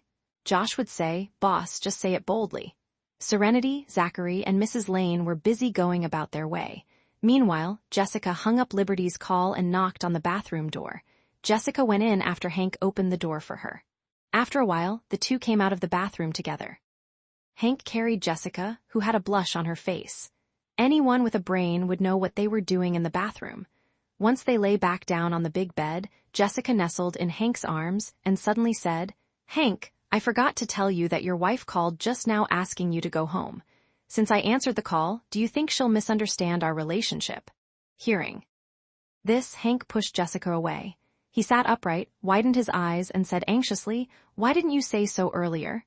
Jessica was upset when she saw his reaction and said aggrievedly, "I knocked on the door and went in to tell you about this, but you distracted me, that's why I forgot. Are you afraid that she'll find out?" Hank's expression eased. Hank hated Liberty. They did not stay in the same room after the domestic violence incident. Liberty would not let him sleep with her when he had the urge either. He had desired Jessica for a long time and finally got a taste, so he got a little greedy. "Darling." Hank hurriedly hugged Jessica's shoulders and said apologetically, "I'm sorry I reacted poorly just now. I'm not afraid of Liberty finding out. In fact, I'm getting ready to divorce her any time, but Sonny is still young. I told you before that my parents will help me with pick-ups and drop-offs when Sonny goes to kindergarten. Then I'll divorce Liberty. If she finds out now, it'll deviate from my original plan. That's why I was anxious." Hank was telling the truth. He did not divorce Liberty right away because he wanted to wait until his son was a little older to be sent to kindergarten. After that, he could abandon Liberty. "Then you should go back right now and explain to her so she doesn't get the wrong idea about us." Jessica went back to being gentle and considerate as she urged Hank to go home. Hank did not care anymore. He said, "So what if she misunderstands us? I don't need to answer to her. What if she finds us? So what? I'm repulsed by her ugly face. I'm a healthy and normal man. Does she want me to be abstinent? Jessica, I love you. You're my true love." Hank hugged Jessica and comforted her. "Even if she does come over, I'll protect you. Besides, she'll never come here, it's so late, and no one else is home to watch Sonny. She won't leave Sonny home alone." Stranger Marriage, Chapter 391, Lingfei 391, Jessica leaned against Hank's chest and said softly, "Hank, I'm sorry. I shouldn't have answered that call. I was afraid she was looking for you for something urgent." "It's okay. I can't keep this hidden from her forever and have to tell her about our affair sooner or later anyway. Since she already has some doubts, I'll bring up the divorce when I get home." Hank did not want Jessica to suffer any grievances. His heart had long been biased toward Jessica, and he no longer had any affection for Liberty. However, Hank put up with Liberty because he was taking into consideration his parents and son. Otherwise, he would have kicked Liberty out long ago. "Hank, will she get a cut of your assets if you two get divorced?" Jessica did not want Liberty to get a cut of Hank's property. She wanted to see Liberty leave empty-handed. Liberty was away from the workforce for a few years, and her child was only 2 years old. She wanted to return to the workplace, but that would be quite difficult. When the time comes, Jessica would be able to see Liberty's dejected state. Liberty might even beg on the streets while carrying Sonny on her back. Hank sneered. "Do you think I'll give her a cut if she wants it? She hasn't earned a penny for the family since she married me. I paid for the down payment of our house before our marriage, and have been paying the loan. After marriage, I will never give her the house. She only paid for the renovation. Anyway, I won't pay her back for the renovation, so if she wants, she can remove the tiles and take them away. As for my savings," Hank only became a manager in the last 2 years. Since then, his income has doubled. However, he spent a lot and would often buy expensive gifts for Jessica. Thus, he did not save much of his salary, and only had around $2 million. On the contrary, he made a lot of side income. In order to not leave any paper trails that could be caught by his company, he asked for cash payment and used his father's ID card to apply for a bank account.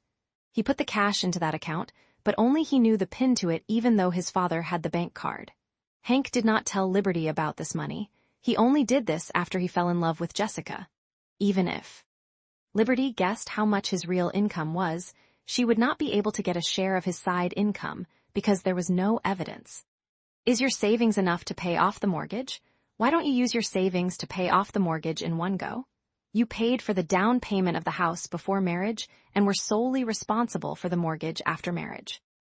Liberty only forked out the renovation costs, so it's very difficult for her to get a cut of your house.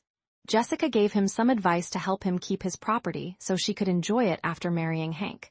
She added, Liberty can only get a cut of your savings because that's your shared property after marriage. As long as you pay off your mortgage, you won't have any savings left. That way, Liberty won't be able to get anything even if she wants to divide the property. Hank replied, I repaid the loan with my salary, not my personal savings before marriage. My salary after marriage is considered joint property. If I use it to repay the mortgage, Liberty can't get a cut of my house, but she can ask for compensation. Jessica was silent for a moment before she suggested, why don't you transfer your savings to your parents? If you repay the loan with your parents' name, it'll have nothing to do with Liberty. Jessica, Liberty has found out about the two of us now. If I transfer the money to my parents now, it'll be a transfer of property. If Liberty is ruthless and sues me, she can recover the money in the divorce lawsuit. I don't have a lot of savings, less than $200,000. Unless I can make Liberty give up voluntarily, it'll be hard for her to leave empty-handed. When Hank was arguing with Liberty, he clamored that Liberty would get nothing. In fact, he knew very well that once Liberty filed a divorce lawsuit to divide the property, he would have to fork out some money for her. Why do you have so little savings?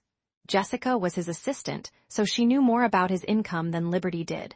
She shamelessly wanted to marry him just because she knew his income was high. As long as Hank divorced Liberty and married her, she would be able to show off to her family, and then her brothers and sisters, in-law, would try to please her. She could also show off to her relatives and friends that she married a capable man. Stranger Marriage, Chapter 392. Hank whispered in Jessica's ear, which made her smile. Fortunately, he was smart. Jessica was relieved that she could enjoy a lavish lifestyle after marrying him. Of course, she also had to put her guard up. After marriage, she would hold his salary card. He also promised to add her name to the title deed, so she would make sure that he did as he promised. Anyway, she would not follow in Liberty's footsteps. It's actually very easy to make Liberty leave without a penny, Hank said. How? Although Hank only had that bit of money, it was still better not to give Liberty any ig. As long as Hank did not share his property with Liberty, Jessica would be able to reap the benefits. Just make her choose between Sunny and dividing the property. She will definitely choose Sunny and leave empty-handed. Jessica was disappointed after hearing this and said, Are you willing to give up your son's custody? He's the only paternal grandson your parents have. Even if you're willing to give it up, your parents won't agree to it. Hank said, Sunny is my son, so of course I can't give up on his custody. Jessica sneered at him. Then why did you even mention it? Hank kissed her and said, If we slept together sooner and you were to be pregnant with a boy, my parents and I would be willing to give Sunny's custody to Liberty. He just slept with Jessica, and she went to get morning after pills afterward. Thus, it was clear that she would not have a child soon. At present, Sunny was his only son. Hank also had some old-fashioned ideology and preferred sons to daughters. In any case, Hank would not give Sunny to Liberty. Sunny was smart and cute. Who knew what kind of child he and Jessica would have in the future? Hank was not willing to take that risk. What if Jessica gave birth to a daughter? Therefore, Hank wanted custody of Sunny. You don't like it if I give birth to a daughter? How could I? I'll love him or her as long as they're ours, but my parents want a grandson. Don't worry, Jessica. You don't have to take care of Sunny in the future. I'll send Sunny to my parents and let them take care of Sunny so he won't affect our married life. Hank had thought about everything. Liberty will definitely fight for Sunny's custody, but she has no income, so she won't be able to compete with you. Hank agreed with Jessica and suddenly thought that Liberty starting her new job was not beneficial. To him, he had to find a way to make Liberty lose her job. If that happened, Liberty would not have a job or an income. If she got custody of Sonny, how would she support him? That way, she would lose the custody battle. Lewis & Co., Hank wondered if he knew anyone who worked in Lewis & Co. who could do him a favor and make Liberty lose her job. Bang bang, someone slammed on the door. Jessica's eyes flickered as she thought, "Is Liberty here?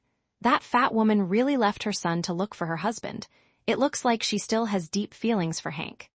Stranger Marriage, Chapter 393, It's So Late.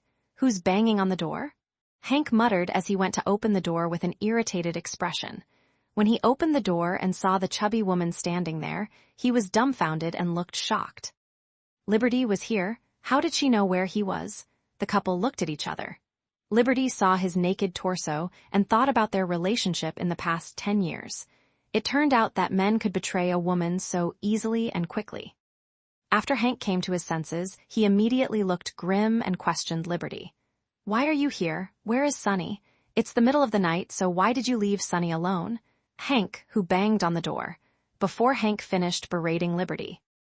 Jessica sashayed over. Jessica was wearing lingerie, and her hair was messy.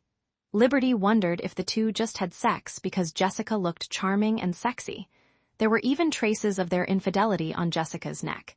Even a fool would know what was going on in this situation. UB*TCH. Liberty used her large body to push Hank aside and open the door. She rushed in at lightning speed and stopped in front of Jessica in the blink of an eye. She then grabbed Jessica's long and messy hair. Liberty raised her hand and slapped Jessica 4 times in one go without the slightest hesitation. "Ah," Jessica screamed. "You said you were taking care of my husband. B*TCH. Is this how you take care of my husband? He has a wife, so." "He doesn't need your care. I'll beat you to death," Liberty yelled while she hit Jessica. Jessica tried to retaliate, but Liberty took the lead, so Jessica's resistance was futile. Liberty was so strong that she pushed Jessica to the ground, sat on her body, and began slapping her from one side after another repeatedly. The slaps sounded like firecrackers set off during the new year. Serenity, who had just arrived, was a little dumbfounded when she saw this scene. However, she quickly took out her phone to take a video. Zachary suddenly stretched out his big hand and took her phone away. He said in a low voice, "Go and help your sister. I'll take a video as evidence." Zachary did not want to get his hands dirty by beating up the mistress, so he asked to be in charge of filming. Of course, if the pair of scumbags dared to hurt his wife, Zachary would not be afraid to get his hands dirty and teach the cheating pair a lesson. Stranger Marriage, Chapter 394, Serenity turned around and rushed into the room. Hank had already returned to his senses. He rushed forward and kicked Liberty, who was sitting on Jessica. Serenity was furious when she saw this as she rushed in, so she kicked Hank. She practiced kickboxing and dealt with Noah Hunt and the gangsters, so she had the upper hand. When she kicked Hank with all her strength, Hank, who had just kicked Liberty, fell to the ground too. Serenity stepped forward to help her sister. Hank got up quickly to help Jessica. He pointed at Liberty and Serenity as he yelled angrily, "Liberty, what the hell are you doing?" Liberty beat up Jessica and was panting heavily. When she heard her husband's roar, she was infuriated again. She yelled back, "Hank Brown, how could you do this to me? Because of you, I quit my job and stayed home to take care of our family. I raised our son for you, yet you betrayed me to be with this B*TCH. You asked me what the hell was I doing, huh? I was beating up this B*TCH. After that, she charged in again. However, Hank stood in front of Jessica and pushed Liberty to prevent her from hitting Jessica again. He cursed at her. "Liberty, stop, I don't love you anymore. I've fallen out of love with you for a long time now. Just take a look in the mirror, you look like a shrew. What's the use of being highly educated? Where are your manners?" Liberty wanted to laugh in exasperation. Since she could not reach Jessica, she slapped Hank in the face. "I was forced to be a shrew because of you. You're highly educated too, so why are you so shameless? She's also educated, but where are her morals? Don't mention being educated because you too are a disgrace to intellectuals." Hank was slapped and instinctively wanted to retaliate, but Serenity hurriedly pulled her sister away, so he missed. Hank Brown, don't you dare touch my sister. Serenity glared at Hank. You wronged my sister and betrayed your marriage, yet you have the nerve to accuse my sister. I told you before, if you don't want to be with my sister anymore, you can ask her for a divorce. Don't do all these underhanded things behind her back. Do you really think my sister can't survive without you? Don't think so highly of yourself. My sister is just getting out of her suffering by leaving a scumbag like you. Hank was speechless from being reprimanded by Serenity, but he kept protecting Jessica to prevent Serenity and Liberty from hurting Jessica again. Hank Brown, you've wronged me. Liberty suddenly slumped onto the ground and cried as she slammed her fists on the floor. You said you'd treat me well forever. You said we'd grow old together. A lifetime is a long time, but you've already betrayed me. I'm still young, yet you found a new love. You be asterisk starred. Scumbag, S-Shoal, you've done me dirty. Liberty's cries gave Jessica a sense of accomplishment. Even if Jessica was beaten into a pulp, she still felt good. As for Hank, he did not show the slightest hint of guilt even when his wife accused him of cheating. He said coldly, "Get out if you want to cry. This is a hotel, so don't disturb other guests. Since you've already seen us together, I won't hide it from you anymore. I told you that I don't love you anymore. I hate you. If it weren't for Sunny, I would have divorced you a long time ago. Now, I can no longer suffer or let the woman I love suffer just because of Sunny. Liberty, let's get a divorce." When Liberty heard Hank bringing up the divorce, she stopped crying and banging the ground. She instantly jumped up, stepped forward, and stretched out his hand to hold Hank's arm tightly. In fact, Liberty wanted to grab his collar, but this scumbag was half naked, so there was no collar to grab. How great would it be if he was still wearing a shirt and tie? That way, she could strangle him by pulling his tie. Hank, you want to divorce me? Are you abandoning your wife for this B*TCH? We've known each other for 12 years. How many years have you known her? We dated for 7 years and were married for 3 years. When did you get together with her? Liberty kicked Jessica, who stumbled back. You shameless B*TCH, homewrecker. Hank broke free from Liberty's grasp and pushed Liberty when he saw his sweetheart being kicked by his wife. Liberty stepped back and fell to the ground. Serenity helped her sister up and was so livid she wanted to rush over to beat up the scumbag and the B*TCH. However, Liberty held her back. Stranger Marriage, Chapter 395. No matter how much Liberty fought and argued with Hank, it was a fight between husband and wife. At most, the Browns would pick Hank up and take him back to their home to recuperate. If Liberty hit Jessica, it would be seen as a wife hitting a mistress. Everyone would only think that it was well-deserved, and Jessica would not do anything to her because of guilt. However, if Serenity made her move and beat up Hank and Jessica to stand up for Liberty, the Browns would sue Serenity and ask her to pay for the medical expenses. Jessica would do the same. Liberty did not want her sister to be taken advantage of. She pulled Serenity back tightly and said in a low voice, "Just trust me. I can solve this." Serenity and Zachary only had to take photos and videos as evidence. For Liberty, Hank.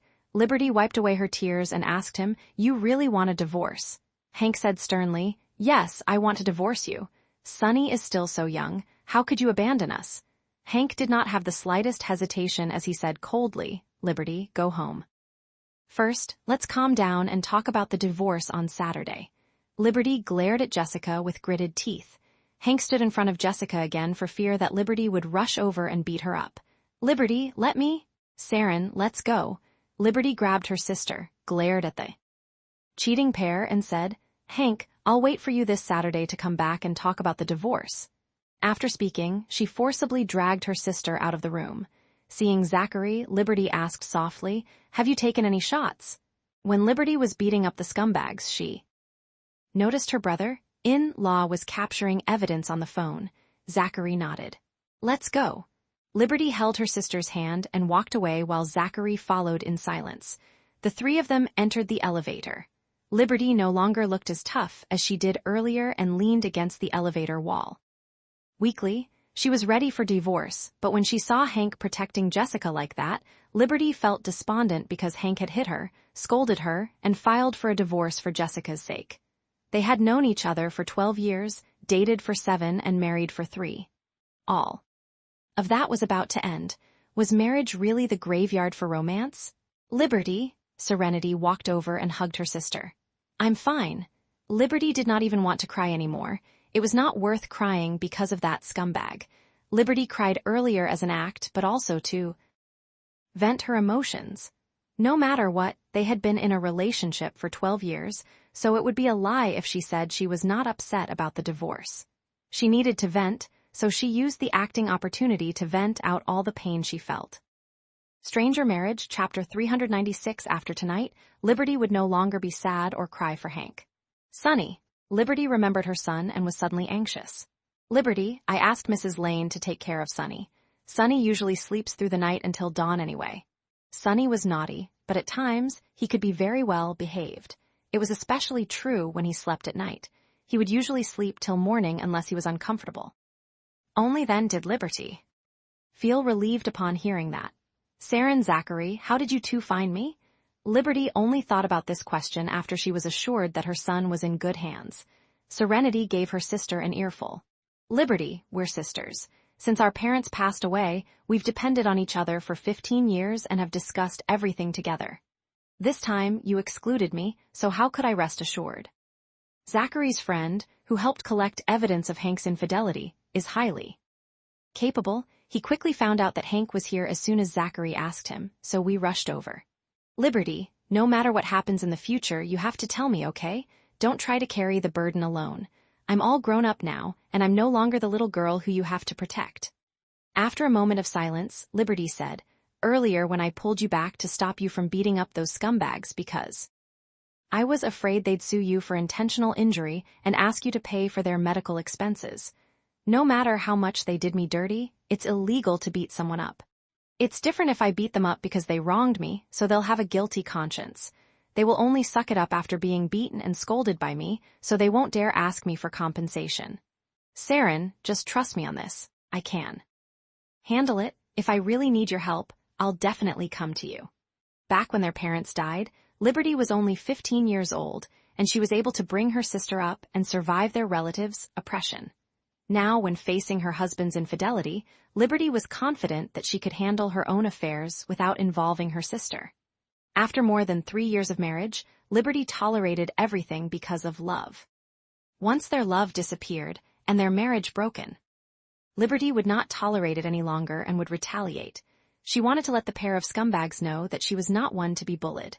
They recorded on video tonight's incident, so Liberty could accuse Hank on a moral level, and everyone would also stand on her side. Serenity hugged her sister again. Liberty pushed her sister away and frowned before asking, Saren, have you been drinking? I can smell alcohol on your body. Serenity was speechless. She only drank 2 bottles of beer. How could Liberty smell alcohol from her?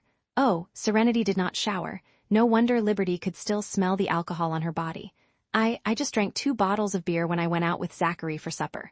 Liberty said to her sister, you should drink less in the future. She turned to her brother-in-law. Zachary, you should watch her. She has a low alcohol tolerance and gets drunk easily. Drinking too much is bad for her health, so don't let her drink in the future. Don't spoil her too much. Zachary quickly said, I'm sorry, Liberty, it's my fault. I ordered the beers for her. I know. If she ordered, she would have ordered something stronger, not beer. She likes to drink even though she can't handle it. When she was young, she secretly drank my dad's alcohol when my dad was drinking. Liberty recalled a memory and said, I remember. That day, it was the 1st of May when my parents were home for a public holiday. Mom prepared shot glasses of vodka to drink with Dad, and Saren secretly drank them while my parents weren't looking. After drinking the vodka, Saren was afraid of being scolded, so she poured water into the shot glasses. Liberty suddenly laughed and said, when Mom returned to serve the vodka to Dad, he drank it and complained, saying that the small town's grocer was selling fake alcohol. That newly bought bottle of vodka didn't taste or smell anything like alcohol. It tasted like water instead. Mom didn't believe him and said that it was impossible to get rid of the smell of alcohol even if they diluted it. So, she took a shot, and like Dad, she scolded the small town's grocer for selling fake alcohol. Saren laughed so much in a corner that her stomach hurt. Serenity was embarrassed. Stranger Marriage, Chapter 397, Liberty believed in Zachary more than she did in Serenity. Liberty even told Serenity's embarrassing story of her secretly drinking the vodka when she was young. Zachary looked at Serenity with such an intense gaze that Serenity wanted to find a hole to burrow in. Liberty, why would you bring that up? It's been so many years. Liberty even shared this with Zachary. Liberty smiled and said, "You climbed into bed after your meal that day and slept all day. You can't drink, but you like to drink anyway. You'll sleep like a log after drinking too. Zachary, just remember not to let her drink when it's not a special occasion." Zachary pursed his lips and smiled. "I'll remember." Liberty was reminiscing about their younger days, which made everyone laugh. The gloom from earlier slowly faded away. Divorce was no big deal. The earth would not stop rotating because someone was missing. Even without Hank, Liberty could live a good life. After walking out of the hotel, Liberty looked up at the dark sky and turned to her sister and brother-in-law. "Come on, I'll treat you two to supper. I mean breakfast. Let's celebrate my singlehood in advance." It was already 5 o'clock in the morning. Serenity and Zachary exchanged glances but did not reject Liberty's invite. The three of them went for breakfast, then Zachary drove his sister-in-law back to Bright Boulevard before he took his wife home. It was dawn when they got home. "Mr. York," when Zachary looked at her. Serenity said gratefully, "Mr. York, thank you." Zachary stepped in front of Serenity, stretched out his hand, and held her arms. When Serenity looked up, he pulled her into his arms and hugged her tightly. He then let go of her slightly and looked down as he said gently, "We're husband and wife, so don't mind the courtesy." Serenity looked at him for a moment. She suddenly put her arms around his neck and wanted to kiss him. Somehow, Zachary was not as domineering as usual. Instead, he covered her mouth and stared at her with his dark eyes. He asked softly, "Are you kissing me as a reward or because you like me?" Serenity blinked. "I just felt like kissing you. I didn't think that much. If you're kissing me as a reward, I can accept with reluctance, but I'll feel uncomfortable about it." Zachary wanted to say that he would refuse if her kiss was a reward. However, he changed his mind as soon as those words were on the tip of his tongue. He was afraid she would never kiss him again if he said something like that. It was just like the first time she went to his office to pick him up from work. He told her once, and to this day, she never visited him at the office again. This woman drove him crazy at times. After some thought, Serenity said, "I don't know why I wanted to kiss you, but I just couldn't help it. I just thought of it and did it. If you think the kiss is a reward, I have nothing to say to that." She touched Zachary's face. "Don't forget to wash off your birthmark. It really affects your beauty. I'm a man, don't call me beautiful. And how should I clean it? Just wash it off with soap water." Zachary asked again, "How much water and soap should I use? How long should I wash it for?" Serenity frowned and said, "Just look at the bathroom mirror while you wash it off. You can stop when there are no more stains on your face. How could you ask this kind of stupid question? It makes you seem dumb." Zachary pursed his lips and said nothing while his dark eyes stared straight at Serenity. Stranger Marriage, Chapter 398. Serenity came to a realization after being stared at and asked Zachary tentatively, "Mr. York, do you want me to wash your face for you?" "I painted my face black for your sake." That meant he was holding her responsible.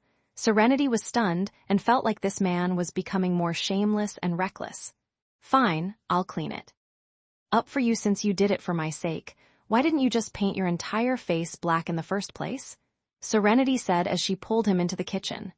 Zachary followed her and stopped after 2 steps. He frowned and asked Serenity, "Why are you bringing me to the kitchen?" "There's a tap in the kitchen. I'm forbidden to enter your room, so how can I wash your face if I don't take you to the kitchen? Or you can wait here. I'll get a wet towel and wipe your face clean." Zachary was speechless. He shot himself in the foot, and it hurt so much. After a moment of silence, he said indifferently, "I have a men's facial cleanser that I often use in my bathroom. It should be able to wash off these stains." He then turned around and walked toward his room. After pushing the door open, he turned his head and ordered Serenity, "Come over and help me wash my face." Serenity snorted and walked over. "Zachary, you're the one who invited me into your room. I'm not sneaking in, so you can't hold this against me if we quarrel in the future. I've always kept my promise and acted according to the agreement." Zachary was speechless. When she got close, he could not help but flick her forehead and said, "Are you hoping for us to quarrel again?" Quarrels are inevitable when living together. Which married couple doesn't quarrel? She then thought, especially when it's someone as petty as you, you'll delete my WhatsApp whenever we get into a fight and give me the cold shoulder. Serenity could not guarantee that the two of them would no longer have conflicts in the days to come. Zachary opened his mouth, but there was no way to refute it. He turned around and walked into the bathroom grumpily. Serenity mumbled at the back, "Why does he even want to wash it off? His face is just as dark anyway." Zachary suddenly stopped in his tracks and turned to stare at her before asking in a deep voice, "What are you mumbling about?" "I said that you're more handsome than a movie star. It's a pity that you're not in showbiz. Why don't you become a celebrity? I can be your agent. I promise that you'll be so popular and earn so much that your hands will cramp from counting cash." Zachary glared at her again. "Keep up with me." She thought he was deaf and could not hear her badmouthing him behind his back. Hand cramps from counting money? Zachary did not have to be a celebrity to do that. He had already earned enough that she could count until her hands suffered from cramps. She could even use cash as her wallpaper and carpet. Serenity caught up to him obediently and entered the en-suite bathroom in his room. She found his bathroom larger than hers. There was a large bathtub that could accommodate 2 people. Her thoughts drifted a little far and a little lustful too, so she quickly stopped those random ideas. When Serenity snapped back to reality, she saw Zachary taking off his clothes. Why was he taking off his clothes when he only needed to wash his face? How should she react? Should she cover her face and scream, or relish the view? Stranger Marriage, Chapter 399. Zachary turned his head and saw Serenity savoring the sight of him. When Serenity noticed that he was looking at her, she asked, "Are you gonna strip further?" She pointed at his pants to tell him that he had not taken off his pants yet. Zachary was speechless. He took off his shirt because he did not want it to get wet when he was washing his face. What was she thinking about when he took off his shirt? Zachary turned around and took a step to stand in front of Serenity. When he was in such proximity, Serenity reached out and wanted to touch his lean pecs. She praised him, "You have a great body since you exercise so regularly." Zachary grabbed her wandering hand to stop her from touching him. He warned her with a dark expression and said in a deep voice, "Serenity, do you know the consequences of touching me?" Before she could answer, he flicked her forehead with his other hand. This had become a habit of his. Zachary enjoyed flicking Serenity's forehead after doing so for a few times. Of course, he controlled his strength well so it was not too painful. Serenity smiled. "Didn't you take off your clothes for me to appreciate your body? You won't lose anything if I touch you. Why did you take off your clothes in front of me?" "I'm afraid you'll get my shirt wet when you wash my face. That's why." "Took it off. What's in that mind of yours? Should I put my shirt back on? If you wash my face and get my shirt wet, you'll be responsible for washing all my clothes in the future. Then it's better if you're naked. I promise not to touch you. I'll just take a look. It's quite a sight." As she spoke, she glanced downward. Zachary instinctively put his legs together and stared at her gloomily. He was too careless. This girl used to enjoy teasing him from time to time. Now that he took off his shirt in front of her, she had taken the opportunity to tease him. Otherwise, the sun would rise from the west. "Ha ha ha!" His reaction amused Serenity. She laughed so hard that Zachary's face turned darker than the black marker stain. Serenity would only become more audacious if he did nothing to teach her a lesson. Zachary grabbed the girl who was laughing at him uncontrollably and lifted her to sit atop the sink. He then closed in and kissed her aggressively to stop her laughter. Her unrestrained laughter gave him an excuse to kiss her. Serenity was dumbfounded. When she came to her senses, Zachary had already let go of her and pulled her back to her feet. He brought out his everyday facial cleanser, put it in her hand, and gazed at her intently. "I still have to go to work, so please hurry up." Serenity blinked her eyes rapidly. "Are you trying to seduce me? If blinking is seducing, you're also seducing me, but I'm not so easily seduced. You'd have to seduce me every day so I can feel it." Zachary could not help but smile. Serenity took the facial cleanser and looked at the brand. She said casually, "This brand is very expensive."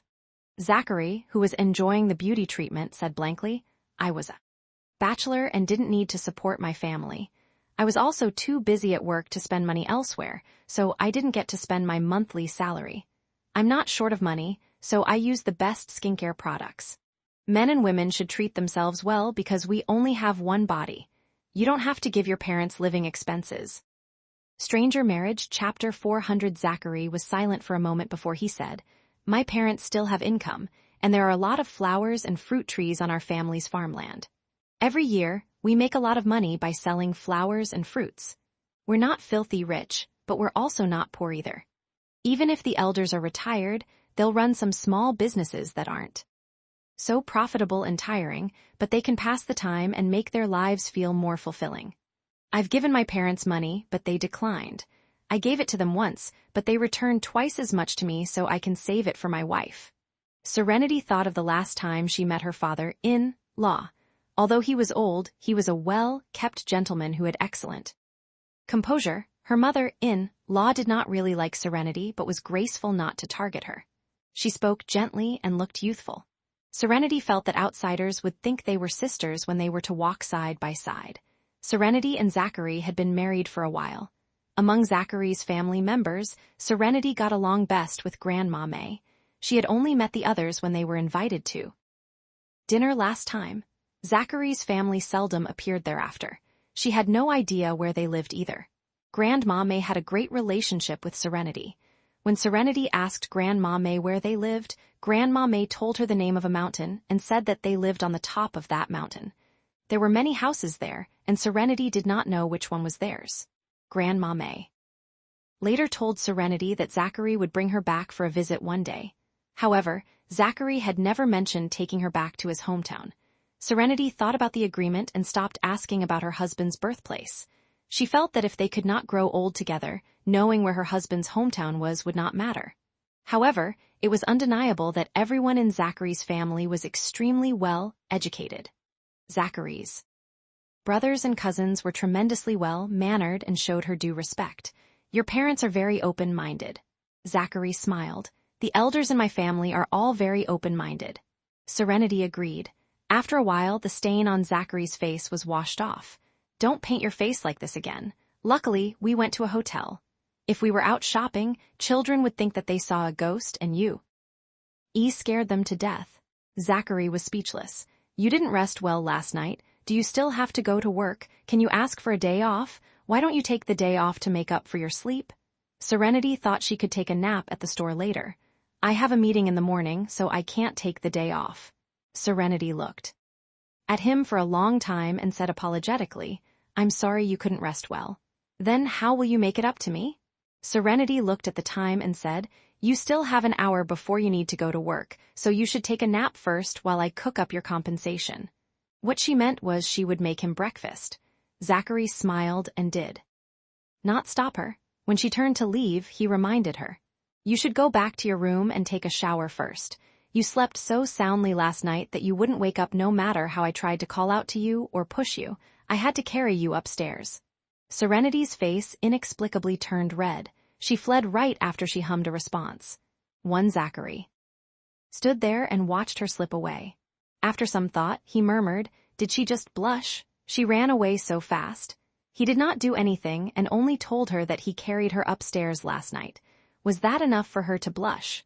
Zachary could not understand why she was shy because she did not even blush when he kissed her. A woman's heart was truly unfathomable. Stranger Marriage, Chapter 401, Lingfei 401. Serenity returned to her room and closed the door behind her. She leaned against it and touched her burning face. She had no clue why she blushed. Maybe she saw something when she accompanied Liberty to catch Hank and Jessica in the act last night.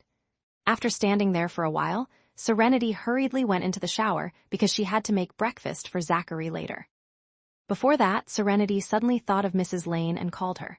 After Mrs. Lane answered the phone, Serenity said, Mrs. Lane, you can take Sunny to my store later so you don't have to rush back. Okay, how's my sister? She's acting like she's okay and says she's going to work after breakfast. I'm making a cup of coffee for her to boost her energy because she didn't sleep well last night. Serenity felt sorry for her sister, but she also knew that it was not appropriate for Liberty to take the day off. After all, Liberty had only just started work a few days ago. Ask my sister to be careful when she rides her bike to work. I will. Serenity hung up the phone before heading for her shower. When she was done, she habitually walked to the dresser and sat down, wanting to brush her hair. Something was missing from the dresser.